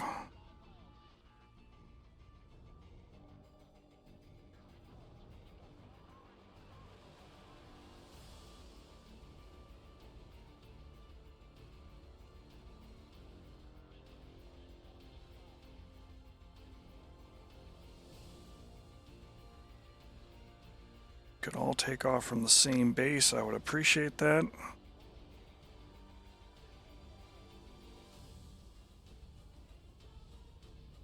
Plenty of deck shelters here.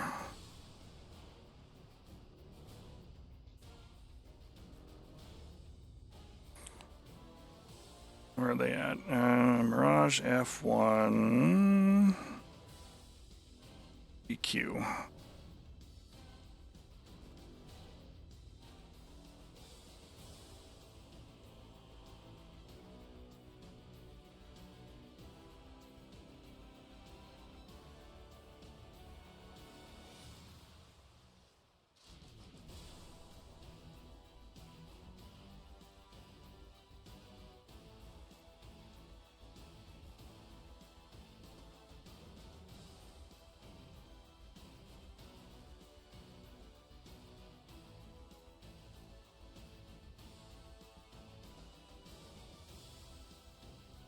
Bit of fuel.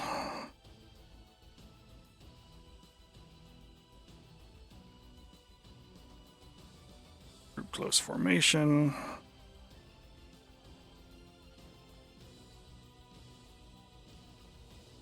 All ass out here at best speed.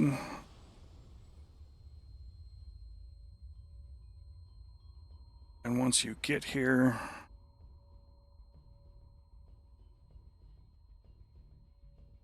begin an orbit.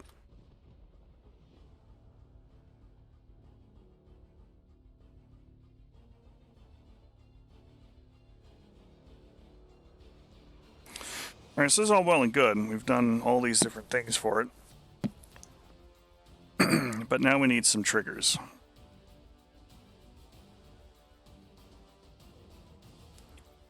And then we'll need to place our blue 4 units, which I will probably do off air because the triggers are the more important part and the more interesting part. So we're going to click on this little gateway here. And right before I get started with that,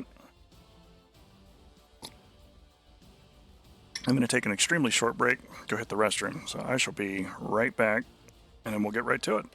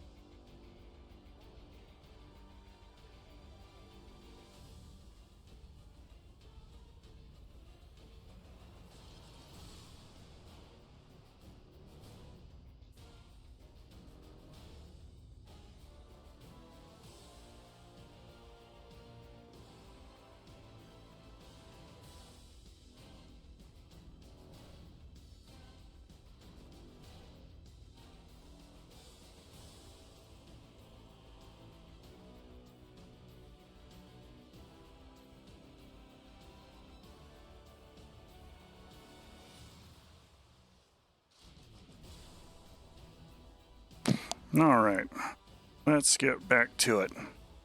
So, triggers. Triggers can be looked at as an if-then type statement. If something A happens, then do B. And we've got several things in here that are important to making that work.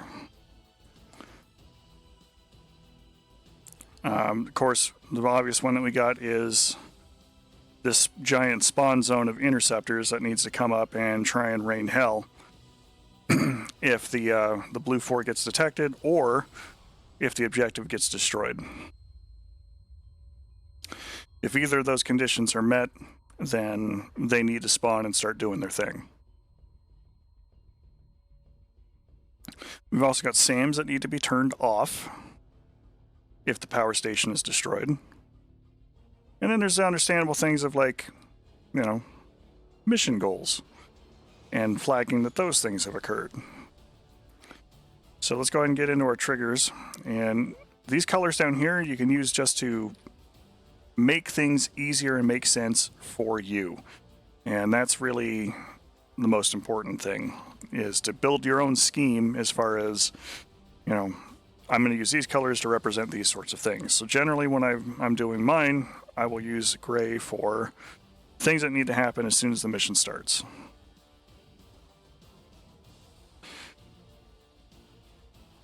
And you can either change this to a once, a repetitive action, a switched gate condition, or mission start. Any of those different options will control how that trigger is interacted with. But broadly speaking, for some of mine, especially the ones that need to happen right away, I want the mission to completely load first, and then I want it to go ahead and do the script file that I have. But we've got a few things here that we need to make sure are in play before we get started. And one of the first ones is we need an actual trigger zone. Trigger zones are how you can gate certain things, like, you know, if an aircraft breaches this perimeter, I want things to happen.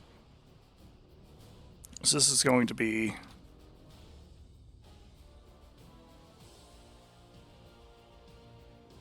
EW or SAM detection.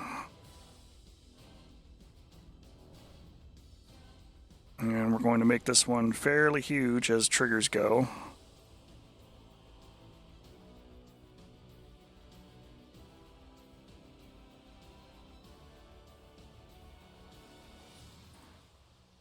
This trigger zone is not visible to players in the mission itself. And just like the individual trigger things, you can't, or you can rather, color code it to whatever it is you need to do. So in this case, I want a trigger called EW or SAM detection.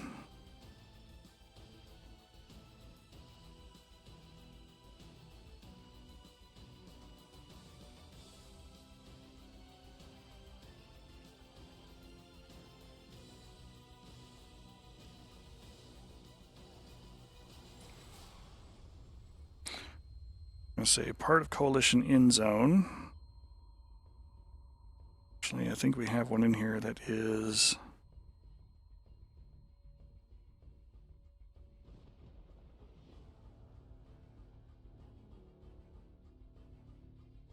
Molarescent zone, player scores less, time since flag.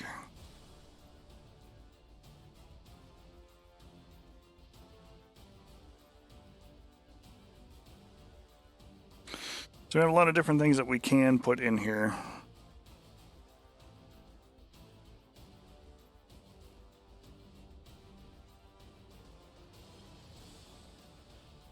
That will all determine what it is it's looking for as a condition for, if this is true, then do this action.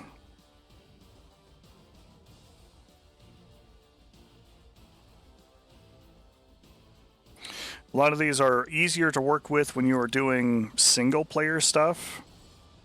When you're doing multiplayer stuff, there's some things you kind of just have to flub.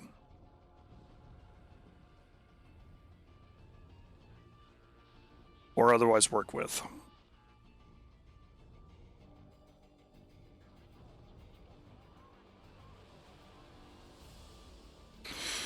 And there's a couple of ways that we can do this one, because you can either go with Party Coalition and Zone, which is just going to be if a blue unit of the appropriate type is somewhere in this radius, then do the other things. And that's less helpful to us because we kind of want to make sure that we can actually see the units there. I'm actually going to delete that trigger here for a minute, because we're going to talk about that limitation right now. Because the only way that you can really kind of make that work for if east is detected by west, are you in a certain height and everything else, the only trigger option that is available for that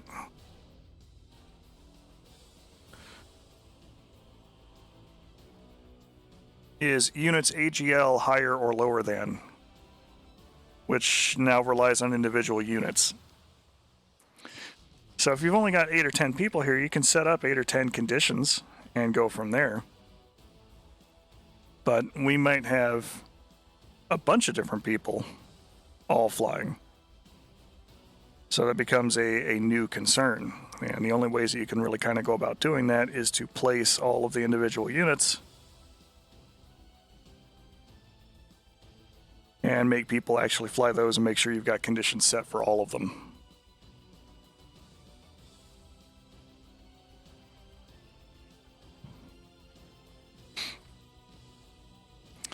That's the task I've assigned for myself, so it's going to be a good time. I'm going to do just one of them for now, because it's going to be a lot of copy-paste, but we're going to show how that works.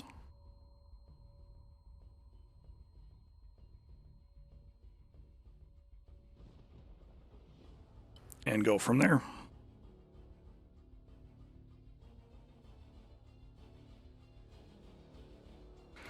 All right, Fender Strike Eagle, client slot. Tail number 205, because it's going to be me.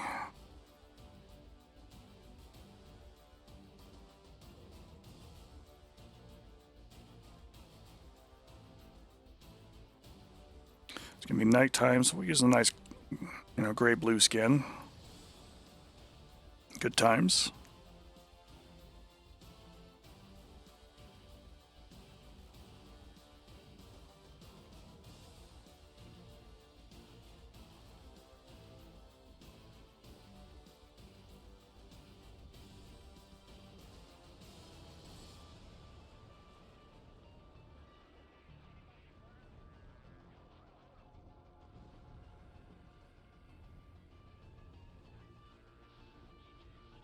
It's a Strike Eagle. I'm not really concerned about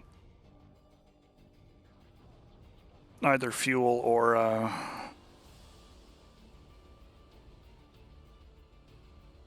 lift capacity there.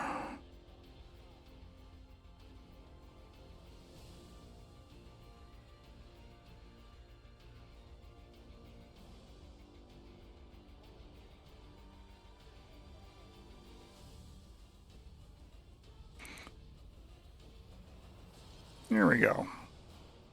Nice little strike configuration there. We got multiple aircraft that are going to be going in there, so I don't really need big bombs to get the job done.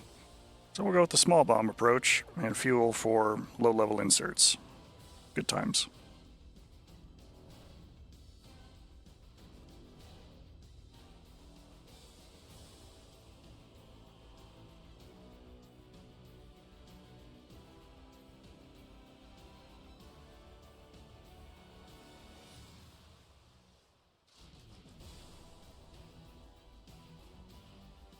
Just mirror that aircraft there for trigger. And I'm not going to put the waypoints in there for it yet because our focus right now is on the triggers themselves. So, how we would go about doing this to see if we're detected in the zone. Well, we're just going to come right on down here and say blue detected by red. Make that a little red zone trigger for I want other things to happen if that's the case. Unit altitude, actually AGL, because I want above ground level altitude higher than. And we're going to come down here to Pilum.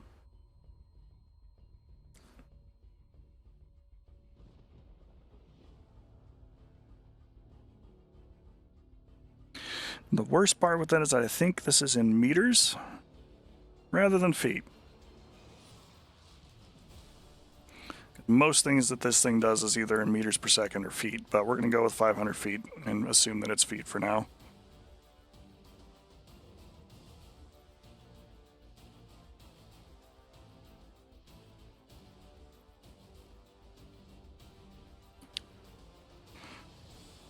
So we need another condition, which is going to be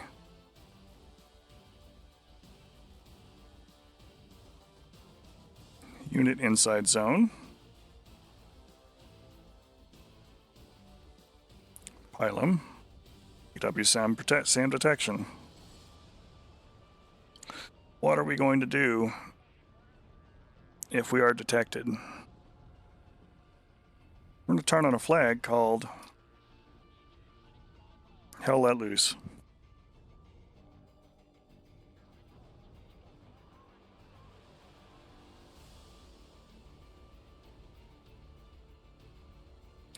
All right, so that's great. We're going to put an OR statement in here. I'm going to clone these, bump them down, and we'll talk about how DCS actually reads these once I set them up for triggers aircraft.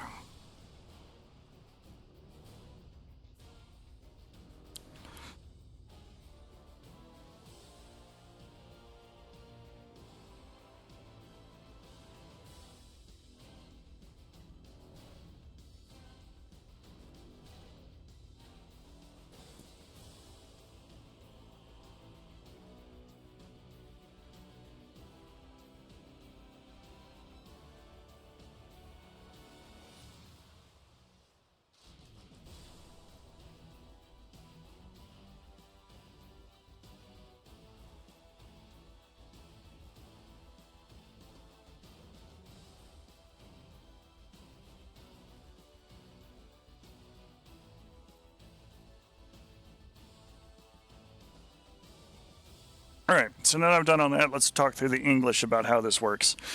So our trigger here is a one-time condition, meaning it's only going to look for these things one time, and once it's true, it'll forget about it.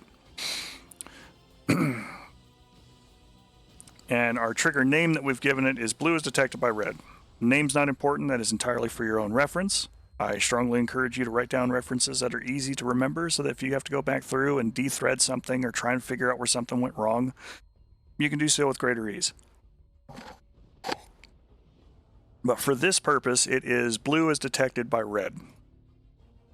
What we are checking. Number one, is Pilum's aircraft in the zone? Yes or no? If the unit is inside the zone, this is true. Great. Now, we have this OR statement here that you can see. And the best way that I can describe this for you, especially if you're a math nerd, is everything above or below an OR statement or in between OR statements is in its own set of parentheses. So these conditions must all be true together before the OR. So in this case, it is check number one. Is Pilum inside the zone, yes or no? If that's yes, let's check the second object too. Is Pilum's altitude higher than 500 feet? If both of these conditions are true, then do the action. Turn on the flag, Hell Let Loose.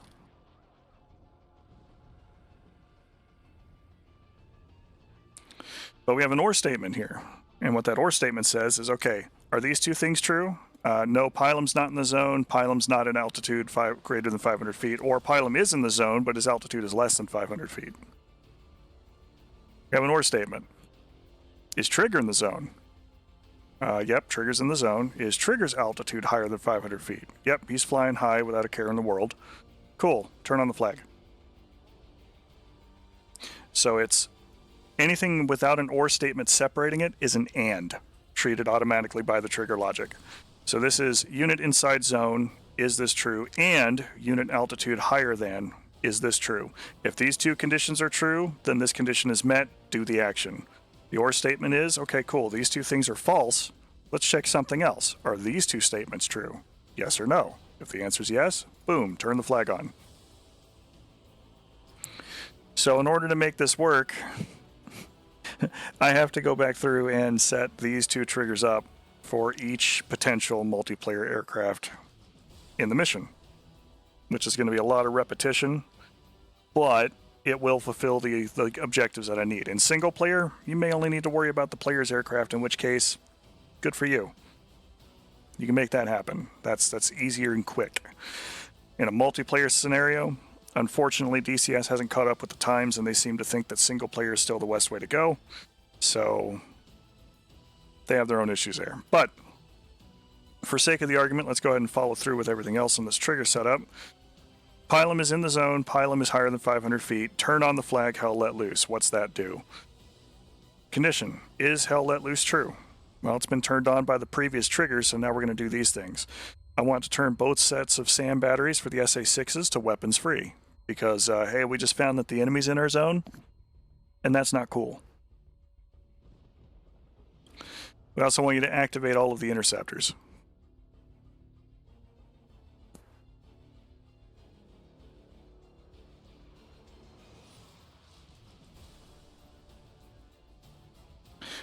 There's a way that we can test this real quick. And that mostly involves just putting another aircraft in the game, having it fly into the zone inside parameters that would make that trigger setup true, and then we should see everything start taking off. We don't really need to do that, though, so we're going to move on to our next thing that we've got, which is we want to turn off all of the SAMs and stuff when the power stations hit, which is fixed wing objective power. Come back to our triggers. Make this one a green trigger name.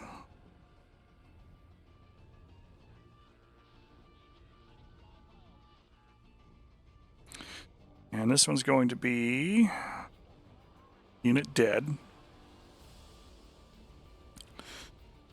Fixed wing objective power.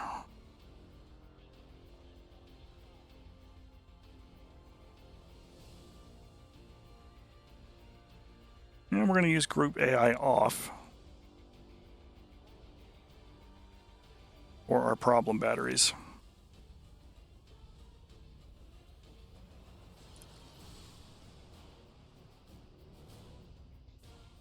In fact, I think this SA5 site should probably shut down too. It's problem battery 1,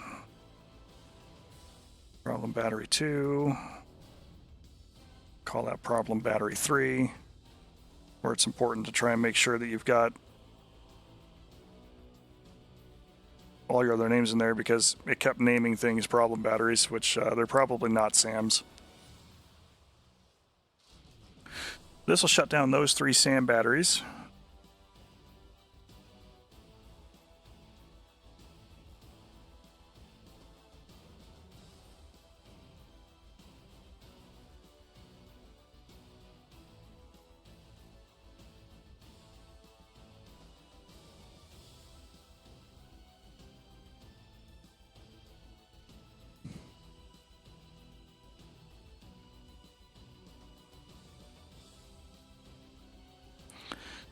So now if this power building is destroyed, those things are gone.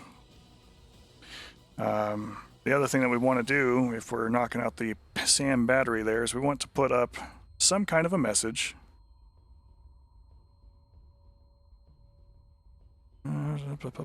Message to coalition.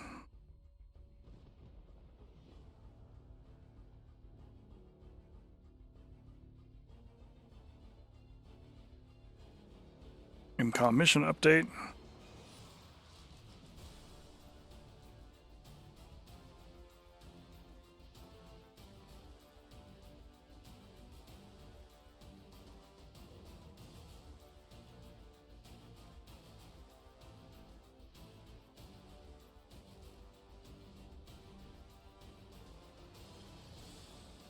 We'll give it 20 seconds. But it'll put in there a mission update that the SAM power or long-range power batteries are offline. Self-propelled batteries might still be active. But another objective thing in here for this. Now we're going to talk about the Navy's batteries here.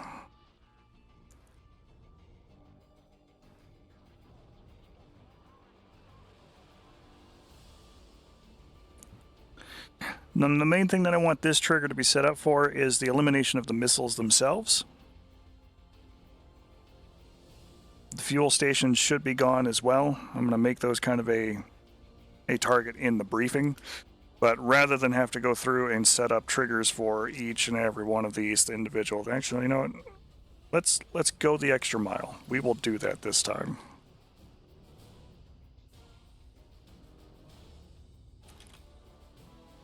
Naval fixed wing.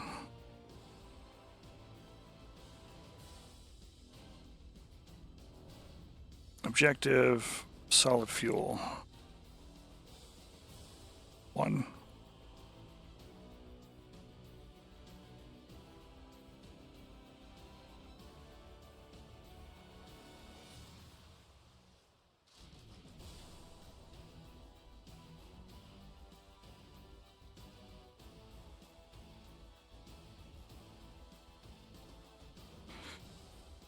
I said it earlier, the devil is in the small details.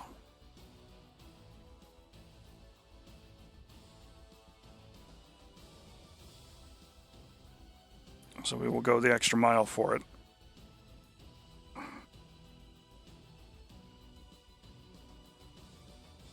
It does pay off. It's a very true statement.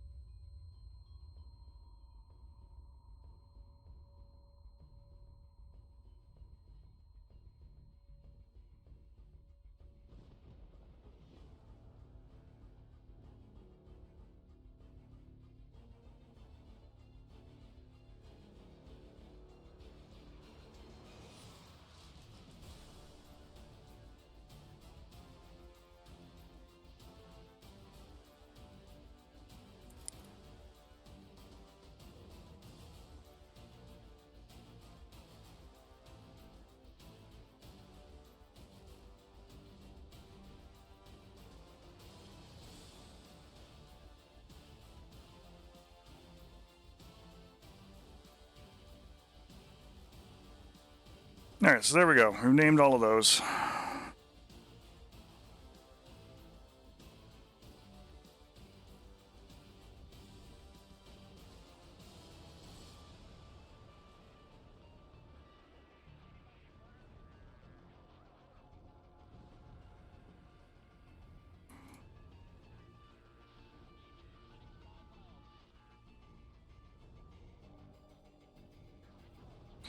A distribution center, a warehouse, and some trucks. Good times had by all. Get in here, we're going to set up triggers for them. New trigger, green trigger for mission progress or success.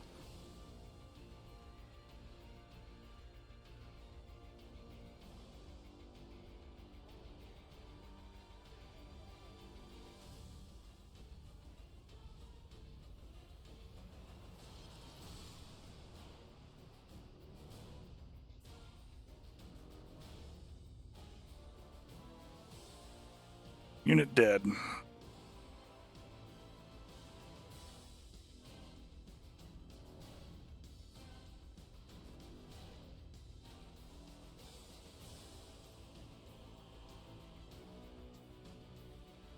Distribution center. Sand plant. Warehouse. If all three of those things are dead,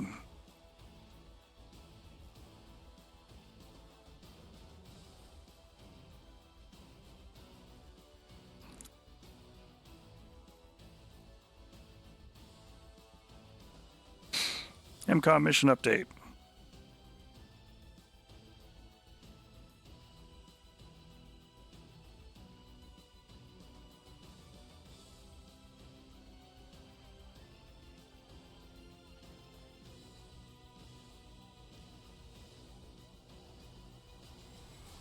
Sand plant structures destroyed. Have it up for 15 seconds. Clone it. It makes it a little easier to do the things. Just have to make some minor edits. Structures, liquid fuel. Unit dead. Liquid fuel 1.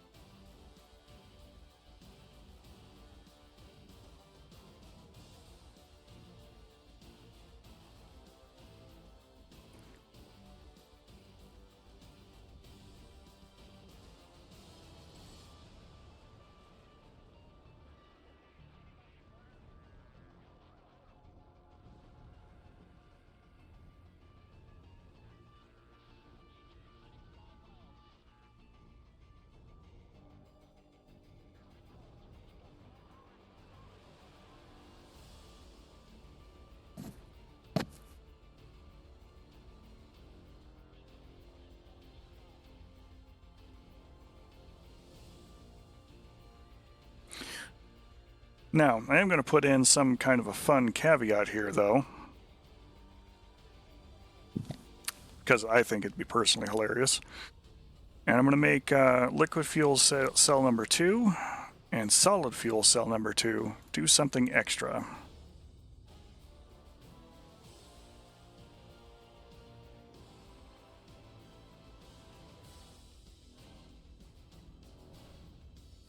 All right, so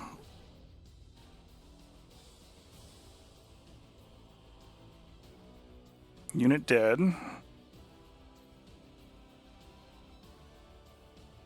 Liquid fuel number 2, if it goes up.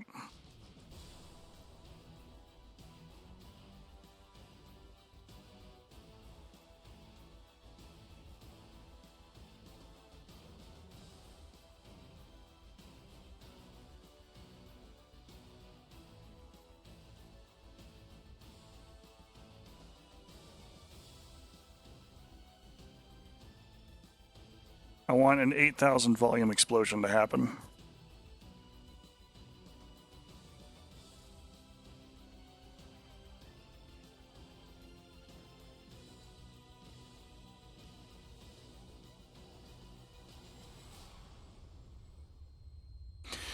So now if a couple of those do manage to be hit, which are kind of in the middle of the zone, makes the most sense.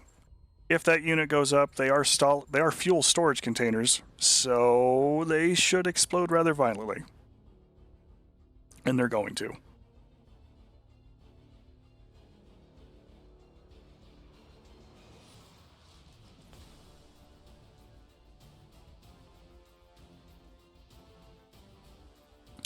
The other thing that I want to do in here is set up a flag for naval fixed wing primary objective complete. 1.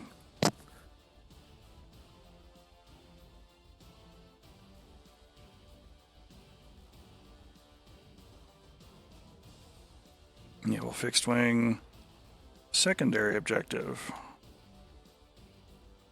complete. 1.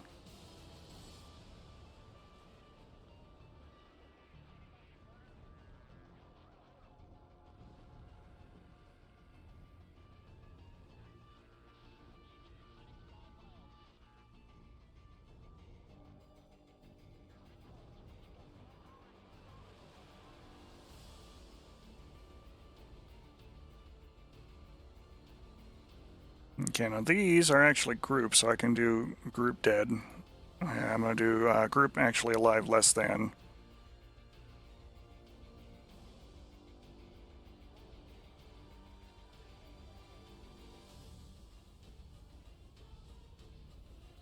And we'll say less than 25%.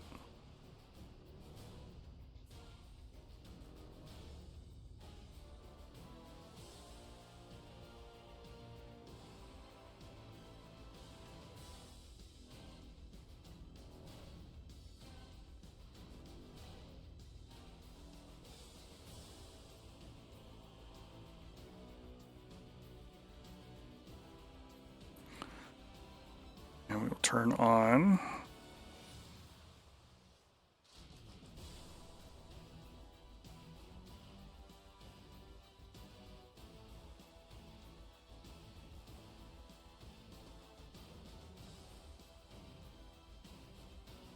now. Why are we doing this? Why are we getting in there and we're turning flags on for primary and secondary objectives being completed? Well, because I want to use triggers to govern when the message is actually displayed for, you know, hey, you guys have completed all your tasks here.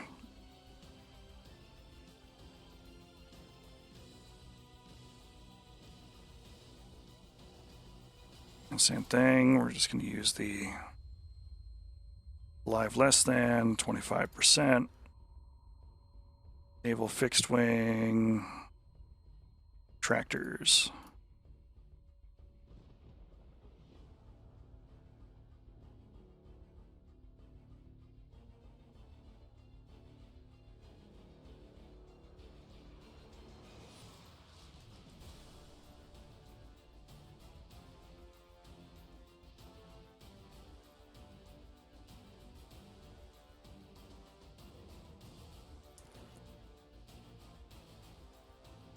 All right, we're going to have a new trigger. Since this is a primary mission complete trigger, I'm going to go ahead and go with blue for that color coding.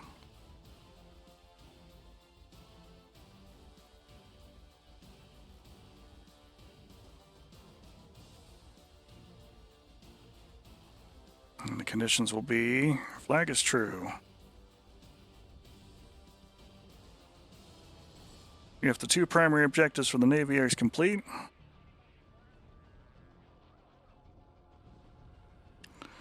message to Coalition Blue.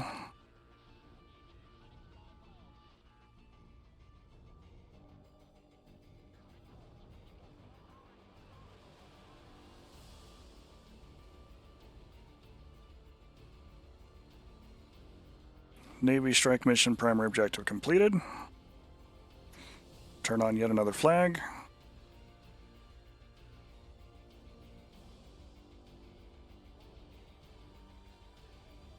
Navy primary completed is on.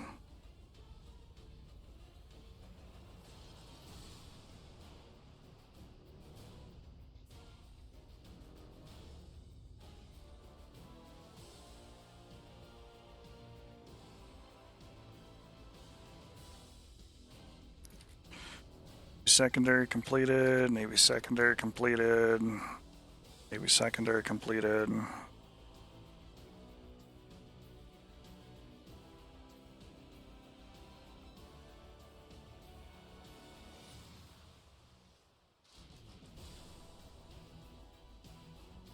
Done and done.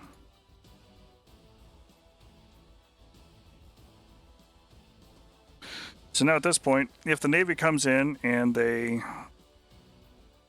blow up their targets, I'm going to save the mission here real quick.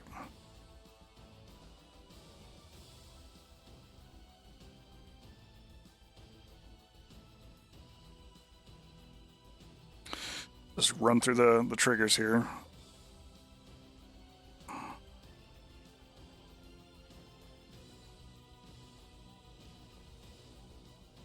So, naval fixed-wing objectives.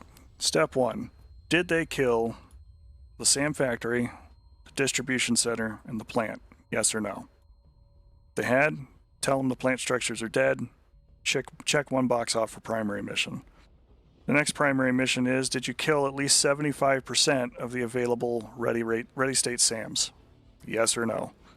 If the answer is yes, check the second box for your primary mission. Ready missile sufficiently damaged. Good job. That's the primary goal. If they do nothing else but those things, they will satisfy the primary mission. Now, that said, their secondary mission is to destroy all of the solid and liquid fuel storage and their tractors to be able to haul everything else out. So if all 3 of those things are completed, check those 2 boxes. Navy primary mission complete. Navy secondary mission complete. Now let's look at the Air Force's objectives here. Our primary objective is knocking out the power. And the secondary objectives that we need to build for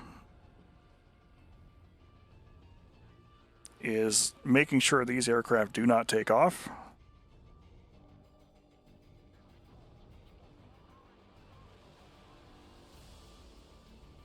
So that they can't harass our own people.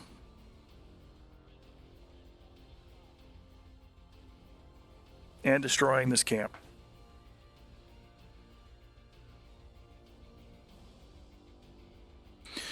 We're going to make our primary mission the elimination of this power plant, which we've really already done. So we just need to come in here and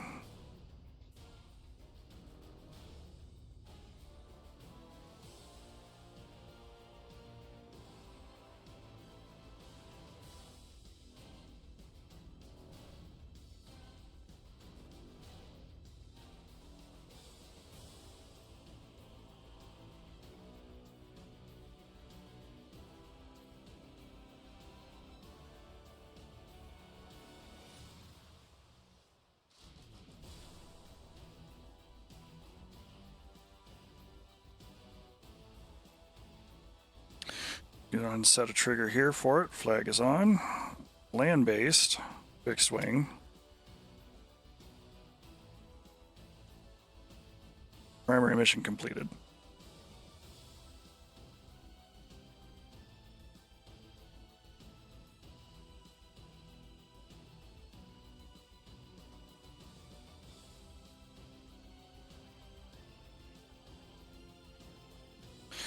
Need a new trigger. We're going to call this one the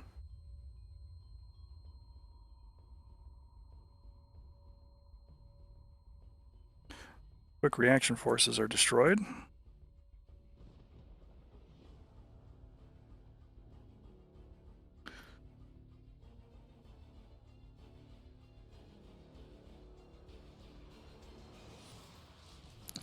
And that's going to be tied to their main command control building being destroyed. That's what we're going to attach that one to.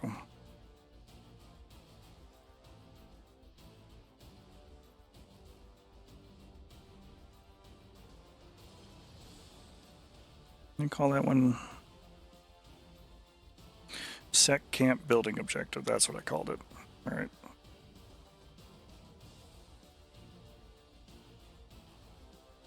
That one's dead.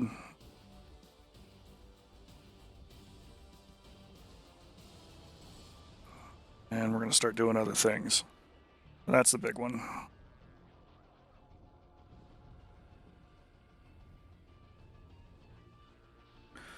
Another one that we need to make sure is gone here is this one here, which is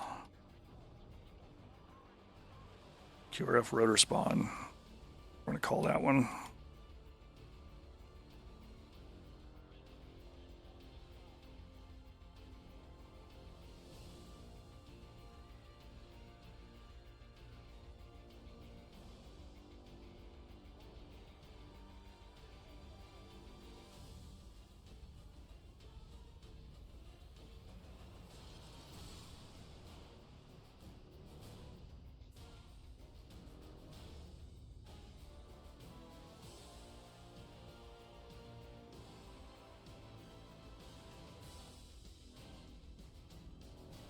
Actually, going to be fixed wing QRF rotor spawn, so we make sure we find it easier.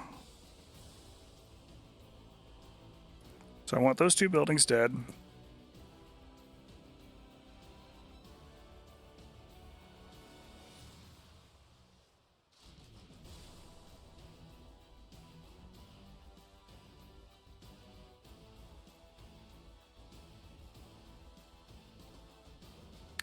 Fixed wing objective defense is the name of that group.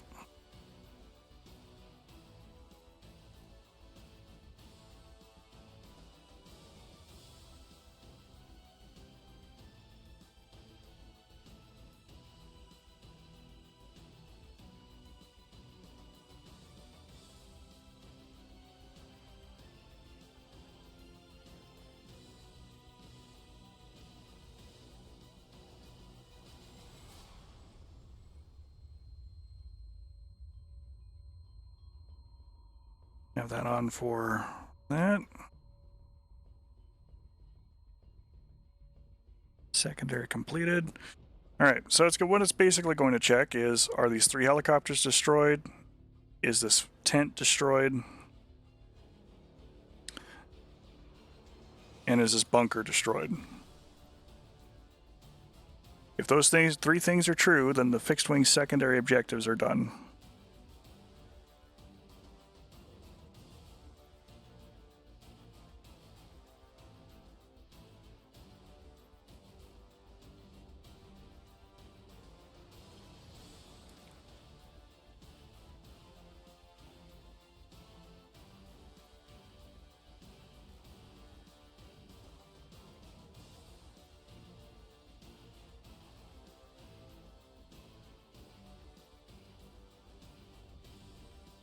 Okay.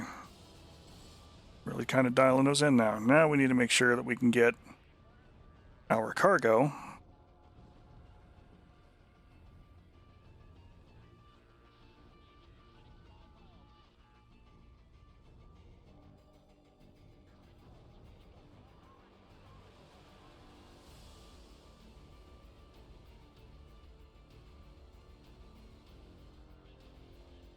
and get it both into the zone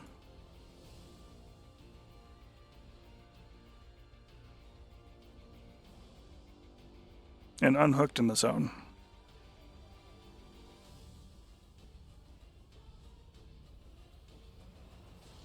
So we're going to need a little trigger. Green trigger there just for friendliness sake.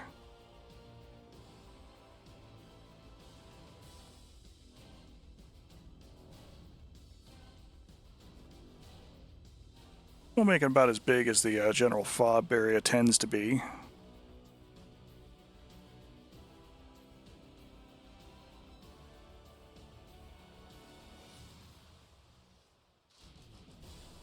Go back to our triggers.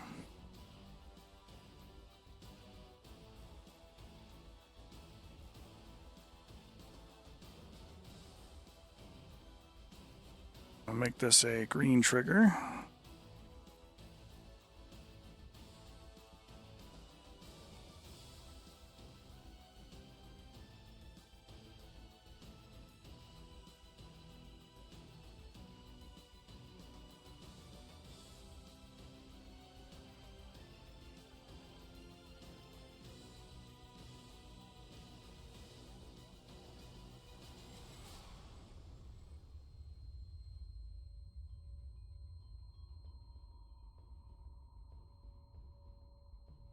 Okay, cargo unhook safe.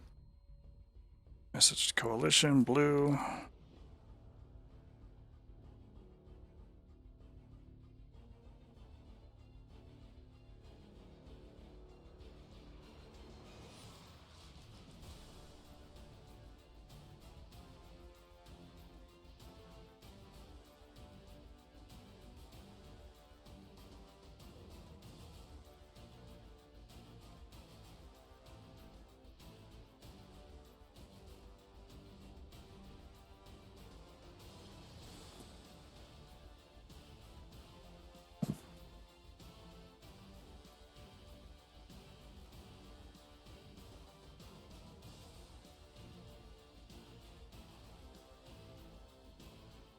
Okay, units AGL is lower than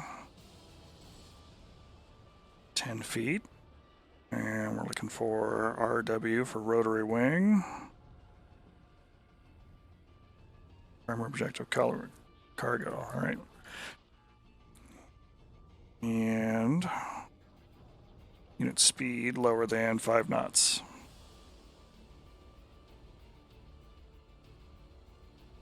So basically what this is looking at here is I want to make sure that the cargo is unhooked in the zone. I want to make sure that the unit's altitude is lower than 10, hopefully feet or meters, but either one's fine.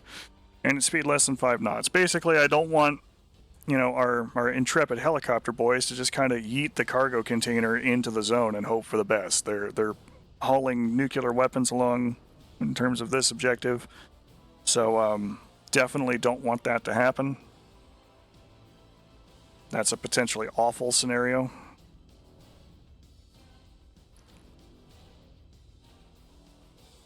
So they should be low and slow enough that they are unhooked and it can settle down.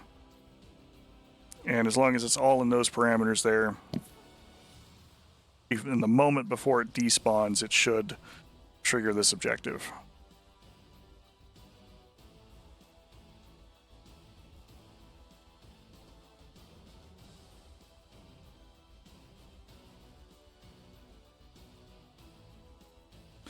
All right, looking good so far. Now we need to take care of our rotor wing objectives here of destroying these cargo containers and things. Let's go ahead and put a new trigger up.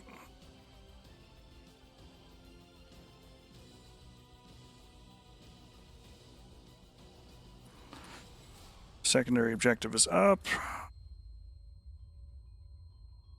Group alive less than.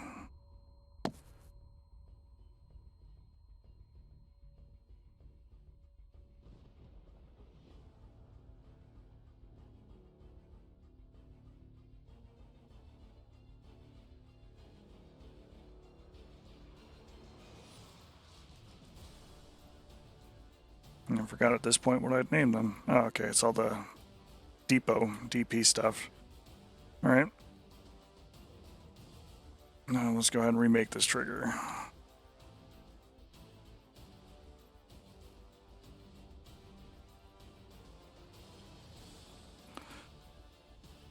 Group alive less than.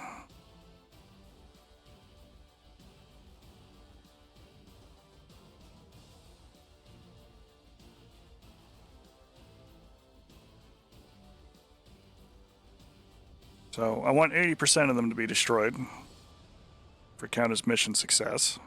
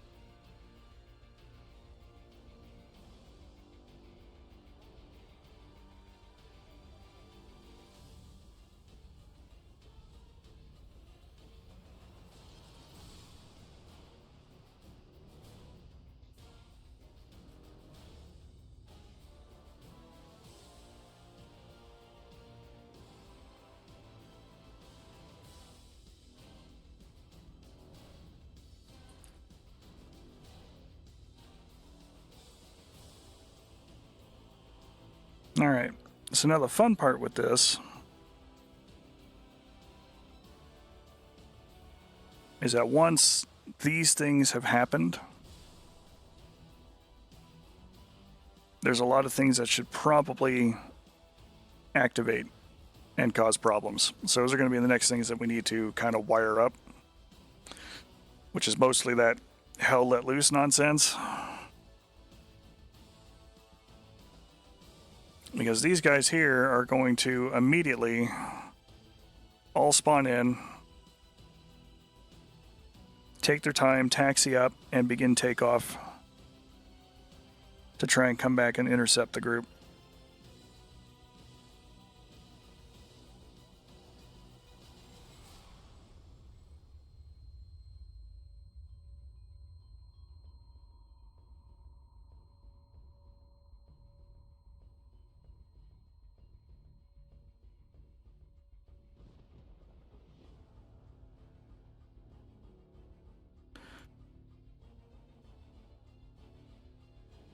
So that's going to be what we're going to have to wire up here next.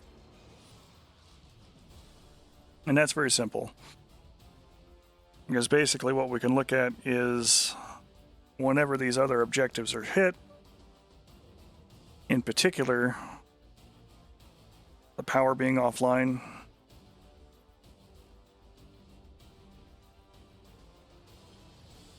and the Navy fixed-wing objectives being hit, that's more or less going to be sufficient cause, in my opinion, for Hell Let Loose to activate, assuming things haven't happened already.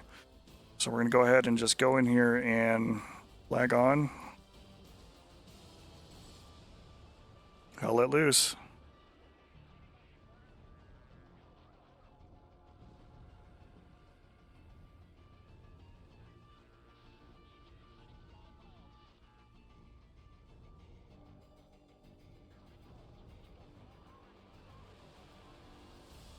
Actually, no, I kind of want both of the primary mission objectives to be done. So we're going to go with a new trigger up here.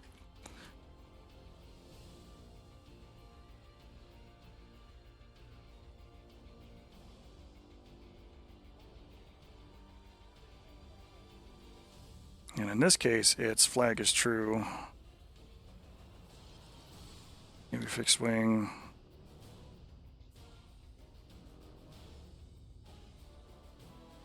Actually, Navy primary comp will be fine.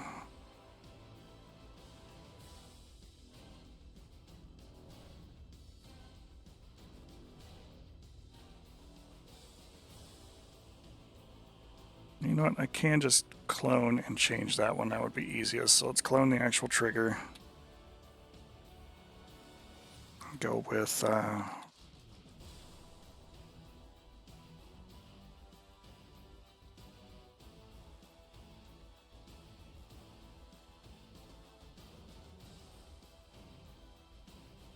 it should do all those things anyway.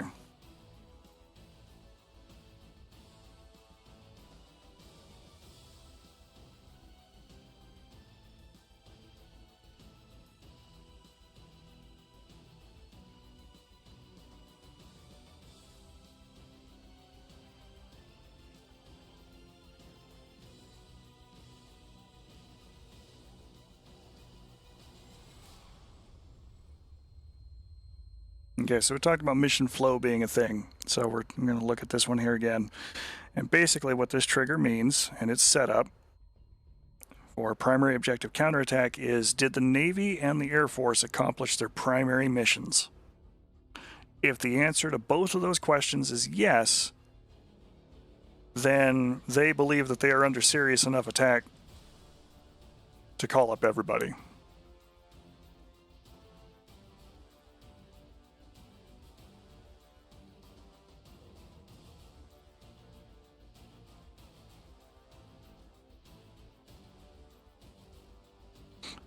I think the other thing that I want to add to the Hell Let Loose is the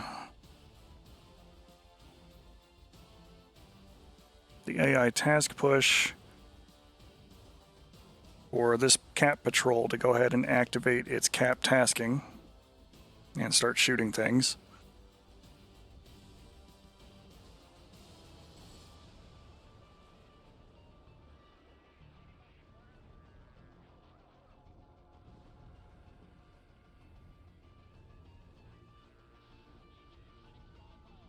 And also attach that to any of the primary objectives.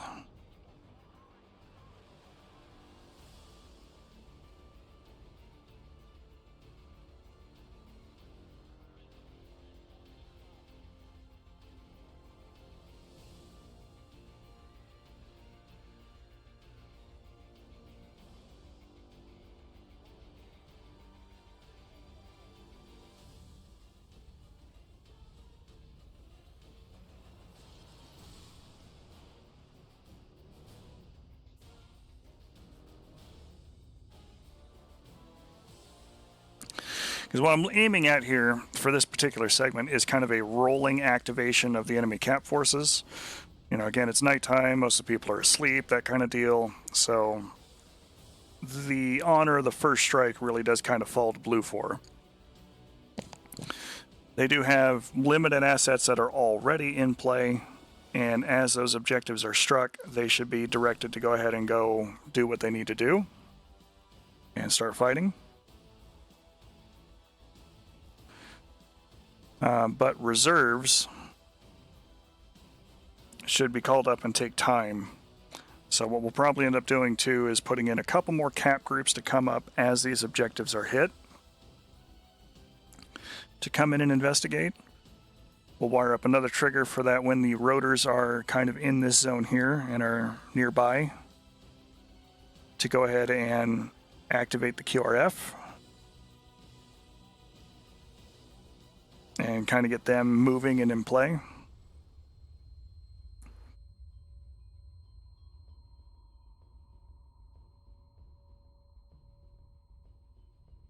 And then, of course, we also need to wire up all of our individual triggers for all of our individual aircraft so that if they're detected by the SAM site by being too high, that it will pose its own problem.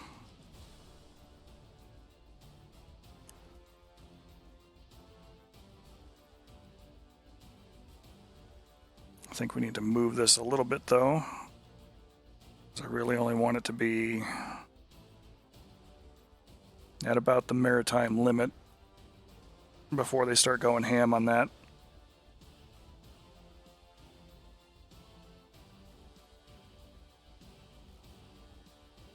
Especially if our hold point's going to be out here. But that's the gist of it. We're coming up on our 3-hour time block there for it. We're going to continue the mission editing here to try and get this op ready to rock and roll here in the next couple of weeks. But we have played with some triggers. We've talked about some methodology, talked about some of the limitations on it. And that's kind of been the goal about teaching this in this one today, is building this mission here together with us. If you have any questions, feel free to reach out to me either in Discord or through YouTube comments or through Twitch or what have you. Be more than happy to talk more about this kind of stuff. And we will get back to actual flying and teaching, that kind of deal, for next week. So with that, go ahead and roll through some of our in credits here. All of the usual things apply as it pulls everything up there and I tab back and forth. I appreciate all the likes, the follows, the subscribes. They really do keep the merry-go running around. And if you have Amazon Prime, you do get a free Twitch subscription to a subscriber of your choice. If you choose to spend that one here, I'm certainly more likely to be able to go up with you and do one-on-one individual training from time to time, if that is what you would like to do. That is a benefit of being a subscriber. You don't have to do that, though. That is entirely up to you. If you would like, you can also donate directly at coffee.com/PilumJRMR, and we'll use that money for coffee, as I've been consuming my couple of cups here this morning and having a good time with it. And then there's a YouTube channel over at Pilum Romar. You can catch this in other VODs. And the week-to-week schedule is up on the display there. It was Saturday today. We did Pilum Teaches DCS. Today we focus on the mission editor. Next week we'll be doing a little bit of probably carrier-based operations. I believe we'll start in on some of that. Or possibly even grab some of the older aircraft and just kind of do an all-in-one of something like the F-5 or the F-86, which could be fun. We'll see what I'm feeling in the mood for next week. Monday, we have DCS Monday. Just going to go up, do some general flying, probably on one of the newer mission sets that we've got built. We got classic games, going to be focusing on Ultima Underworld 2, or possibly Elder Scrolls 1 Arena. And we'll see kind of where the mood takes us there on that one. And Friday, we're looking at Arma 3. Don't know what we got cooking up for that one just yet, but should be an interesting time. With that, folks, always ask for consent. Try to communicate as best you can through partners. Try to be genuinely decent human beings. And I will catch up with you later on. Thanks for watching, folks. Pilum out.